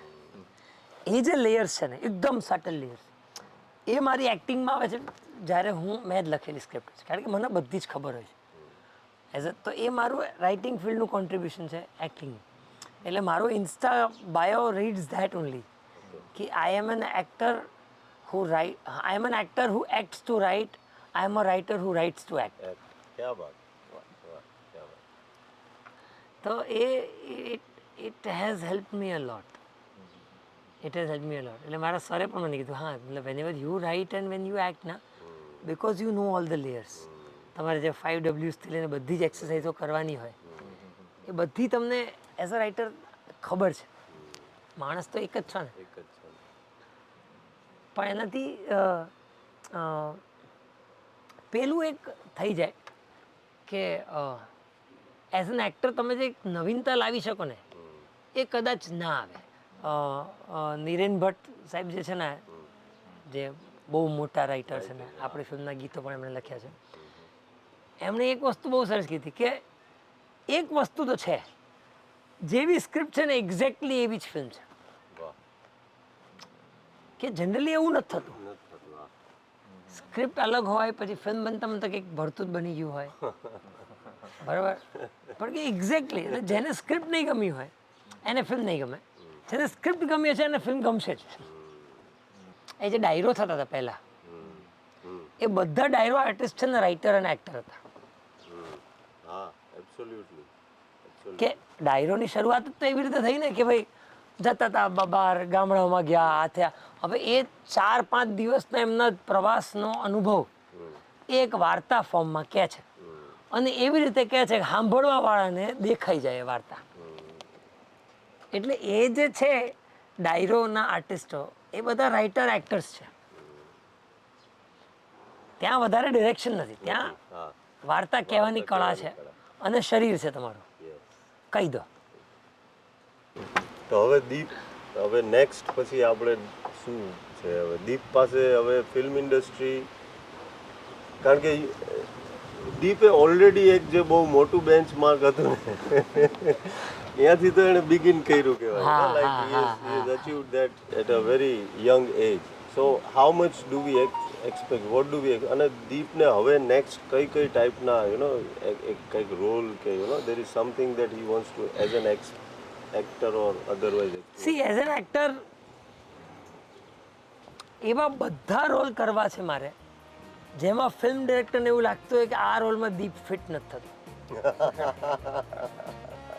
એવા બધા જ રોલ અને ખંતથી એમ અને એવી રીતે કરવા છે કે એમને દેખાય કે આમાં તો દીપ ફિટ થાય છે યાર અને આમાં તો દીપ સિવાય કોઈ છે જ નહીં. તેવા એવા બધા જ રોલ જેમાં ડિરેક્ટરને એવું લાગે કે આમાં દીપ ફિટ નથી થતો એ રોલ મારે કરવા છે. બરાબર છે. અને દર્શકો માટે એટલું જ કે એવા બધા જ રોલ જે તમને ઓન સ્ક્રીન જોઈને મજા આવી જશે એવા રોલ હું કરીશ. એવા રોલ નહીં મળે તો હું નહીં કરું. કામ એવું જ કરવું છે કે જેમાં મજા આવે, કે જેની માટે હું સવારમાં 6 વાગે ઉઠીને રાજકોટ આવી શકું અને કાલે પાછો સુરત જવું પડે તો સુરત પ્રમોટ કરવા જઈ શકું. જે માટે હું ફિલ્મ બનાવવાની મહેનત તો કરું જ 30-35 દિવસનો શૂટની, પણ પછી એને પ્રમોટ કરવા માટે પણ લોકો સુધી પહોંચવા માટે પણ કે જે 5 લોકો સુધી પહોંચાય એમાં હું બધી જ પૂરેપૂરી જાન રેડીને મહેનત કરી શકું એવા જ કામ કરવા છે. અને મેં મારી માટે એ જ બેન્ચમાર્ક નક્કી કર્યો છે કે આવું જ કરવું છે, બાકી નહીં કર્યું ચાલશે. એક્શન, દીપને એક્શન ફિલ્મ્સ કેવું કંઈ ગમે? ભાઈ વિશાલ વડાવાલા મારા ફેવરેટ ડિરેક્ટર. ક્યાં વાત છે ભાઈ? વિશાલભાઈ આઈ લવ હિઝ સિનેમા. મતલબ છે ને મારું જેમ 5-6 ડિરેક્ટર્સનું વિશલિસ્ટ છે ને એ કીધું ને કે રિયાલિસ્ટિક સિનેમા નો મારે બ્રેક કરે છે મતલબ. અને I don't think in Gujarati industry there are only 2 directors who has a neck of breaking realistic cinema. એક છે કૃષ્ણાદેવ યાજ્ઞિક ને એક છે વિશાલભાઈ. મતલબ એમનું એક એમની સિનેમા ઇઝ ધ સિનેમા જે જોઈને મારે એક્ટર બનવું હતું કે આવી સિનેમા નો રિયાલિઝમ. ચાલશે આપણે રિયાલિઝમ એ કરશું એક્સપ્લોર. આઈ લવ રિયાલિઝમ એઝ વેલ, પણ cinema, larger than life characters and all those things. So I love action films. કારણ કે ગુજરાતીમાં એક્શન છે ને એ સૌથી લીસ્ટ એક્સપ્લોર્ડ genre છે જોનર છે અત્યારે. 100%. એક્શન બહુ લીધ પણ છે ને સી એનું કારણ એ છે સમજો જે દિવસે ગુજરાતી જનતાની પ્રાયોરિટી ગુજરાતી ફિલ્મ બની ગઈ ને એ દિવસે ગુજરાતની જનતાને બહુ જ સારી સારી એક્શન ફિલ્મો બનશે કારણ કે એક્શન ફિલ્મોમાં બહુ બજેટ લાગે તમે રિયાલિસ્ટિક ફિલ્મો એક દિવસમાં 3 સીન શૂટ કરો એક એક્શન સિક્વન્સ શૂટ કરતાં 7 દિવસ થાય 6 દિવસ થાય જો નિયતથી સારી રિઝલ્ટવાળી શૂટ કરવી હોય તો 7 દિવસનો ખર્ચો એટલો થાય તો જનતા પ્રેમ આપે જનતાના પ્રેમ પછી માર્કેટ એટલું મોટું થાય કે હવે ગુજરાતી ફિલ્મો જેમ કે તમે જુઓ ને તમિલ ફિલ્મોમાં પ્રાયોરિટી તમિલ ફિલ્મો છે કે તમિલનાડુમાં તમિલ સિનેમા જ્યારે રિલીઝ થાય છે ત્યારે એમના તમિલના પોતાના સ્ટાર છે એમની પ્રાયોરિટી એમને બોલિવૂડની ફિલ્મો ત્યાં હાર્ડલી રિલીઝ થાય 4 શોઝ મળે છે કેમ કે એમની પ્રાયોરિટી તમિલ ફિલ્મો છે તેલુગુ સિનેમામાં એમની પ્રાયોરિટી તેલુગુ સ્ટાર્સ છે તેલુગુ સિનેમા છે આપણે ત્યાં છે ને આપણી ઇન્ડસ્ટ્રી 3rd વીક વાળી છે કે લોકો પહેલા વીકમાં કોકટેલ તો જતા રહેશે પણ મારી પિક્ચર માટે વર્ડ ઓફ માઉથની રાહ જોશે ગુજરાતી માટે બહુ હા રાહ જોવે. કે ગુજરાતી પિક્ચર માટે વર્ડ ઓફ માઉથની રાહ જોવાશે પણ હિન્દી ટ્રેલર નહીં ગમ્યું હોય તો એ જોવા જશે ને મતલબ ગમે એવું કે આમાં નથી જ મજા આવવાની એ વિચારીને જોવા જશે કે આ બસરમાં મને નથી જ મજા આવવાની હેનો અને ગુજરાતી સારામાં સારી એ છે તો વર્ડ ઓફ માઉથની રાહ જોશે કે જો સારી હશે તો આવતા અઠવાડિયે ખબર પડી જ જશે તો આવતા અઠવાડિયે જઈશું એટલે ગુજરાતીઓની માટે જ્યારે ઓપ્શન 1 ગુજરાતી પિક્ચર અને ઓપ્શન 2 હિન્દી અને ઓપ્શન 3 ઇંગ્લિશ બનશે ને ત્યારે ગુજરાતને સારી સારી એક્શન ફિલ્મો મળવાના ચાન્સીસ છે કારણ કે બજેટ રિકવર થશે નહીં તો બજેટ રિકવર નહીં કરી શકે પ્રોડ્યુસર તો શું કરશે શું કરે હા એ તો એટલે એમાં મતલબ હવે વિશાલભાઈના સારામાં એમના મગજમાં વિઝન એ ક્લિયર હોય સારામાં સારી મારે એક્શન ફિલ્મ બનાવી છે બરાબર છે મારે આમ હોલિવૂડના એક્શન ડિરેક્ટર લાઈન મતલબ એકદમ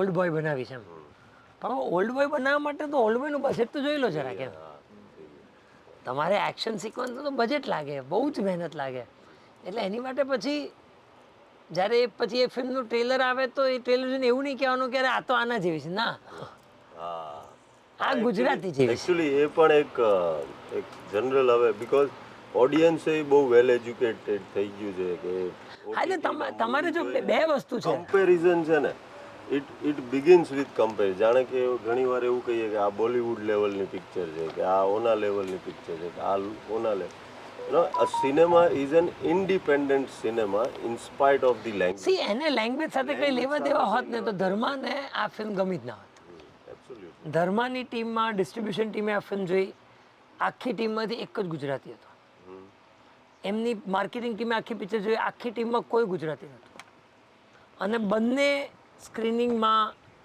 નોન ગુજરાતીઓ રડતા હતા અને હસવાનું હતું ત્યાં હસતા હતા સબટાઇટલ જોઈને એટલે see cinema has gone beyond languages એને લેંગ્વેજ સાથે સંબંધ મલયાલી સિનેમા કેટલું કન્ઝ્યુમ થાય છે ત્યારે જો તો ખરી Definitely. પણ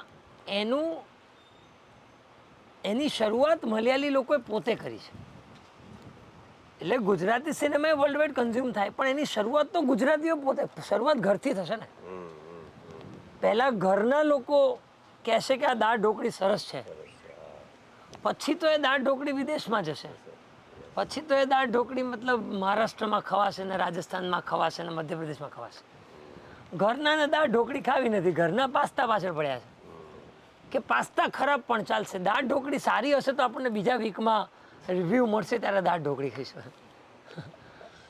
તો કેવી રીતે પેટ ભરશે હવે રિસેન્ટલી પાછું બધાને એ પણ ઓલું ફીલ થવા માંડ્યું છે કે જે ટાઈપ ઓફ ઓડિયન્સ રિએક્શન્સ ને એ બધી જે રીલ્સ હોય છે ને એમાં પણ એક similarity of type of propaganda promotion પણ થવા માંડ્યું એને લીધે પણ ઓડિયન્સ છે ને ઇવન ધો મૂવી થોડી ડિફરન્ટ હોય ને તો એ લોકો એઝ્યુમ કરી લે કે યાર આ તો આવું કરે છે એટલે આવું જ હશે કારણ કે એટલા બધા લોકો એક સિમિલર ટાઈપના પ્રોપોગેન્ડા કરે છે ને એને લીધે ઓડિયન્સ પણ થોડુંક મને એમ લાગે છે એટલે પણ એવું વિચારતું હશે મને એવું નથી લાગતું આ બાબતે ખાસ કારણ કે સી પ્રોપોગેન્ડા તો પ્રમોશન ના હોય રાઈટ પ્રમોશન કેની માટે હોય કે લોકો સુધી પહોંચે, વાત પહોંચે, કે અત્યારે મારી ફિલ્મ જિંદગી વન્સ મોર આવી છે ને, આ લોકો સુધી પહોંચે.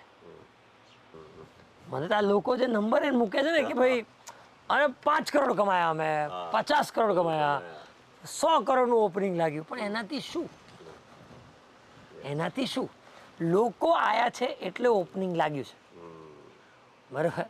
એટલે ડુ યુ થિંક કે આ બધા મૂકવાથી પણ ઓડિયન્સને ફરક પડે છે કે નથી ફરક પડતો એમ આ બધા? સી મને તો એવું લાગે છે કે નથી ફરક ઇઝ પડતો. It one of the ways of marketing?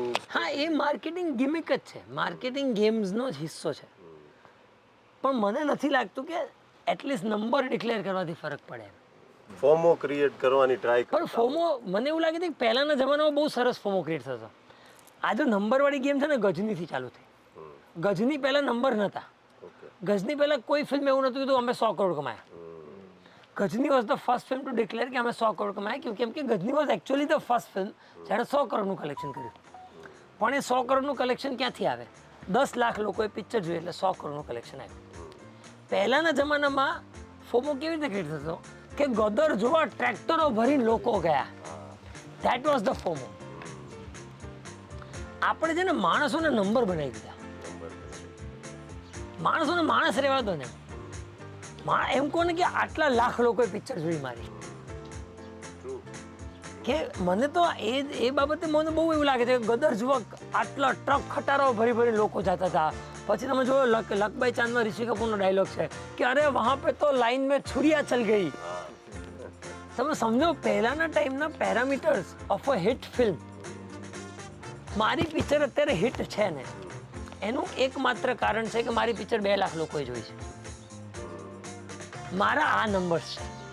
2 lakh લોકોએ મારી પિક્ચર જોઈ એક અઠવાડિયામાં. આજે આપણે 27 તારીખે બેઠા છીએ. યસ, 2 લાખ લોકોએ મારી પિક્ચર જોઈ છે, બરાબર? પ્લસ વિદેશના કંઈક 15,000 નંબર હશે. તો 2,15,000 લોકોએ મારી પિક્ચર જોઈને આ વાતનો આનંદ છે. એઝ એન આર્ટિસ્ટ તમે આની માટે આર્ટિસ્ટ બન્યા હતા કે એ જે સુરતમાં જે લોકો ઉતરીને મારી પાસે સેલ્ફી પડાવે છે ને એ કોઈ નંબર નથી કે હું 10 કરોડ ચલો ફોટો પાડી. ના, એ 2 લાખમાંથી એ 2 માણસો છે જેમણે મારી પિક્ચર જોઈ, જેમણે મારી આર્ટને અપ્રિશિએટ કર્યું, મને કીધું આપણે ફોટો પાડીએ. તો what are we seeking as an artist? I am sure a director, I am sure a producer, I am sure an actor, everyone is seeking that.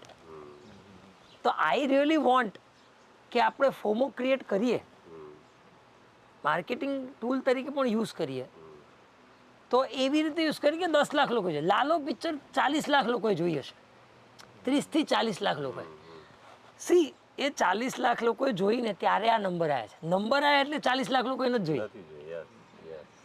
કે આપણે જેમ આમિર ખાને એક ઇન્ટરવ્યુ કીધું કે આપણી પાસે 150 કરોડની પ્રજા છે ને એની સામે ફિલ્મ ગોઈંગ ઓડિયન્સ 1% જ છે. એટલે ટોટલ કરોડ લોકો જ ફિલ્મ જોવે છે આખા ભારતમાં. કરોડથી 1.5 કરોડ લોકો પિક્ચરો જોવે છે. એ 1.5 કરોડના પ્રપોર્શનમાં આપણે ગુજરાતીઓ 30 લાખ લોકો હોઈશું કે જે પિક્ચરો જોવે છે, બરાબર છે? તો મારી તો ઈચ્છા છે કે આ 30 લાખનો નંબર વધે પહેલાં મારી ફિલ્મ થકી, કે અત્યારે 2 લાખ લોકોએ જોઈ એમાં જ મારી પિક્ચર હિટ થઈ ગઈ. પણ મને સંતોષ ખાલી એટલા માટે નથી કારણ કે મારે તો 7 કરોડ ગુજરાતીઓને દેખાડ્યું છે. which is very less compared to 7 crore. લોકોએ જ જોઈ છે એમ. 7 કરોડ લોકો છે ગુજરાતમાં એટલે 6 કરોડ 58 લાખ લોકોએ મારી પિક્ચર નથી જોઈ. શું કરો છો તમે લોકો? 6 કરોડ 58 લાખ લોકો. ના, એટલે મારી ઈચ્છા છે કે જાઓ થિયેટરમાં જાઓ. 2 લાખનો નંબર છે. મારી ઈચ્છા છે કે ભાઈ આવતા અઠવાડિયા સુધીમાં 10 લાખ લોકો મારી પિક્ચર જોવે, પછી 15 લાખ જોવે, પછી 20 લાખ જોવે, પછી 7 કરોડ ગુજરાતીઓ જોવે. એનાથી શું ફરક પડે છે? પૈસા કેટલા આયા કેટલા ગયા એ આવશે તો પાછી બીજી પિક્ચરમાં જ જવાના છે. એવું તો છે ને કે એ પિક્ચરમાંથી કંઈક બીજું કંઈક નવું ઉપાર્જન, મતલબ પિક્ચર નવી પિક્ચર બનશે. એ 7 કરોડ લોકો જશે ને તો પછી એનાથી જે પૈસા આવશે એનાથી એક સારી એક્શન ફિલ્મ બનશે. પણ અમારા જમાનામાં if we go back to the history of cinema, ત્યારે ફોર્મુને એ બધું એટલે ક્રિએટ થતું. We did not have an option of OTT. હા, અમને ખબર હતી કે જો આ ગયું એટલે it's gone almost for a very long time કે તમને એ જોવું. હા, એટલે OTT has made a very big dent on cinema. પણ છે ને મને એવું લાગે છે કે જેમ કે તમે જુઓ ને સનમ તેરી કસમ ફરી રિલીઝમાં 34 કરોડનું કલેક્શન કર્યું. એ તો ઓટીટી પર હતી જ તે. હતી જ, હા. કે લૈલા મજનુ હોય કે રોકસ્ટાર હોય, કેટલી બધી પિક્ચરો રી રિલીઝ ઉપર થિયેટરમાં ટંકશાળ કરી છે. કેમ? કારણ કે સિનેમા પોતાનામાં અનુભવ છે. એ 300 લોકો બેઠા હોય, અંધારું હોય ને એક મોટી સ્ક્રીન પર ચાલતું હોય ને, એ એક જાદુ છે. એ જાદુ મહેસૂસ કરવા માટે લોકો આવે છે અને આવવું જોઈએ. એટલા માટે કેવું થાય છે કે ફિલ્મ થિયેટરમાં હતી ત્યારે લોકો જોઈ નહીં, પછી ઓટીટીમાં ગઈ, પછી વર્ડ ઓફ માઉથ પકડાયા, પછી ત્યાં સુધીમાં થિયેટરમાંથી નીકળી ગઈ, પછી રી રિલીઝ ઉપર ટંકશાળ કરી. એટલે એવું ના થાય એની માટે જનતા ખાસ ધ્યાન રાખો કે જ્યારે તમે કોઈ પિક્ચર જુઓ છો, 100-150 રૂપિયાની ટિકિટ છે, બરાબર છે. આજકાલ તો મંગળવાર પણ આવી ગયા છે, તો 100 રૂપિયાની જ હોય છે, બરાબર છે. તો એ પૈસા કોન્ટેન્ટ કરતાં વધારે જાદુના છે કે 300 લોકો સાથે બેસીને હસે છે, સાથે બેસીને રડે છે, સાથે બેસીને ભયભીત થાય છે, બરાબર છે. સાથે બેસીને આવા જે રિએક્શન્સ તમને સાથે બેસીને આવે છે, તો એ પૈસા એ જાદુના છે. અંદરની કોન્ટેન્ટના કંઈ છે જ નહીં. મહાભારતથી વધારે ક્યાંય વાર્તાઓ જ નથી. આ દુનિયામાં જેટલી વાર્તાઓ બને છે ને, મહાભારતમાં છે. એ બધી વાર્તાઓ મહાભારતમાં છે. તમે નવું તો શું કોન્ટેન્ટ જોઈ લેવાનું? જોઈ લો. મજા તો એ એમાં છે કે મોટી પડદો છે, તમે ફીલ કરો, અને ફીલ તમને ટીવી ઉપર નથી થતું. ન થાય. કે ટીવી ઉપર બેઠા હશો, શાકભાજી કાપતા કાપતા જોતા હશો, તો ફિલ્મ એક ઇન્ફોર્મેશન નથી. ફિલ્મ તો તમે જ્યારે થિયેટરમાં જઈએ ને ત્યારે જે you brought a very important point કે આપણે આમ હુઈ જાય ને આમ એ કરીએ ને ઓલું કરીએ ને વી રોમ અરાઉન્ડ. પણ સિનેમામાં યુ જસ્ટ કેમ ફોર ધેટ તમે 150 રૂપિયા આપીને તમે ખાલી આની માટે જ આવે છો. તમારો ફોન સાયલેન્ટ હશે, ના હોય તો કરવો જોઈએ પ્લીઝ.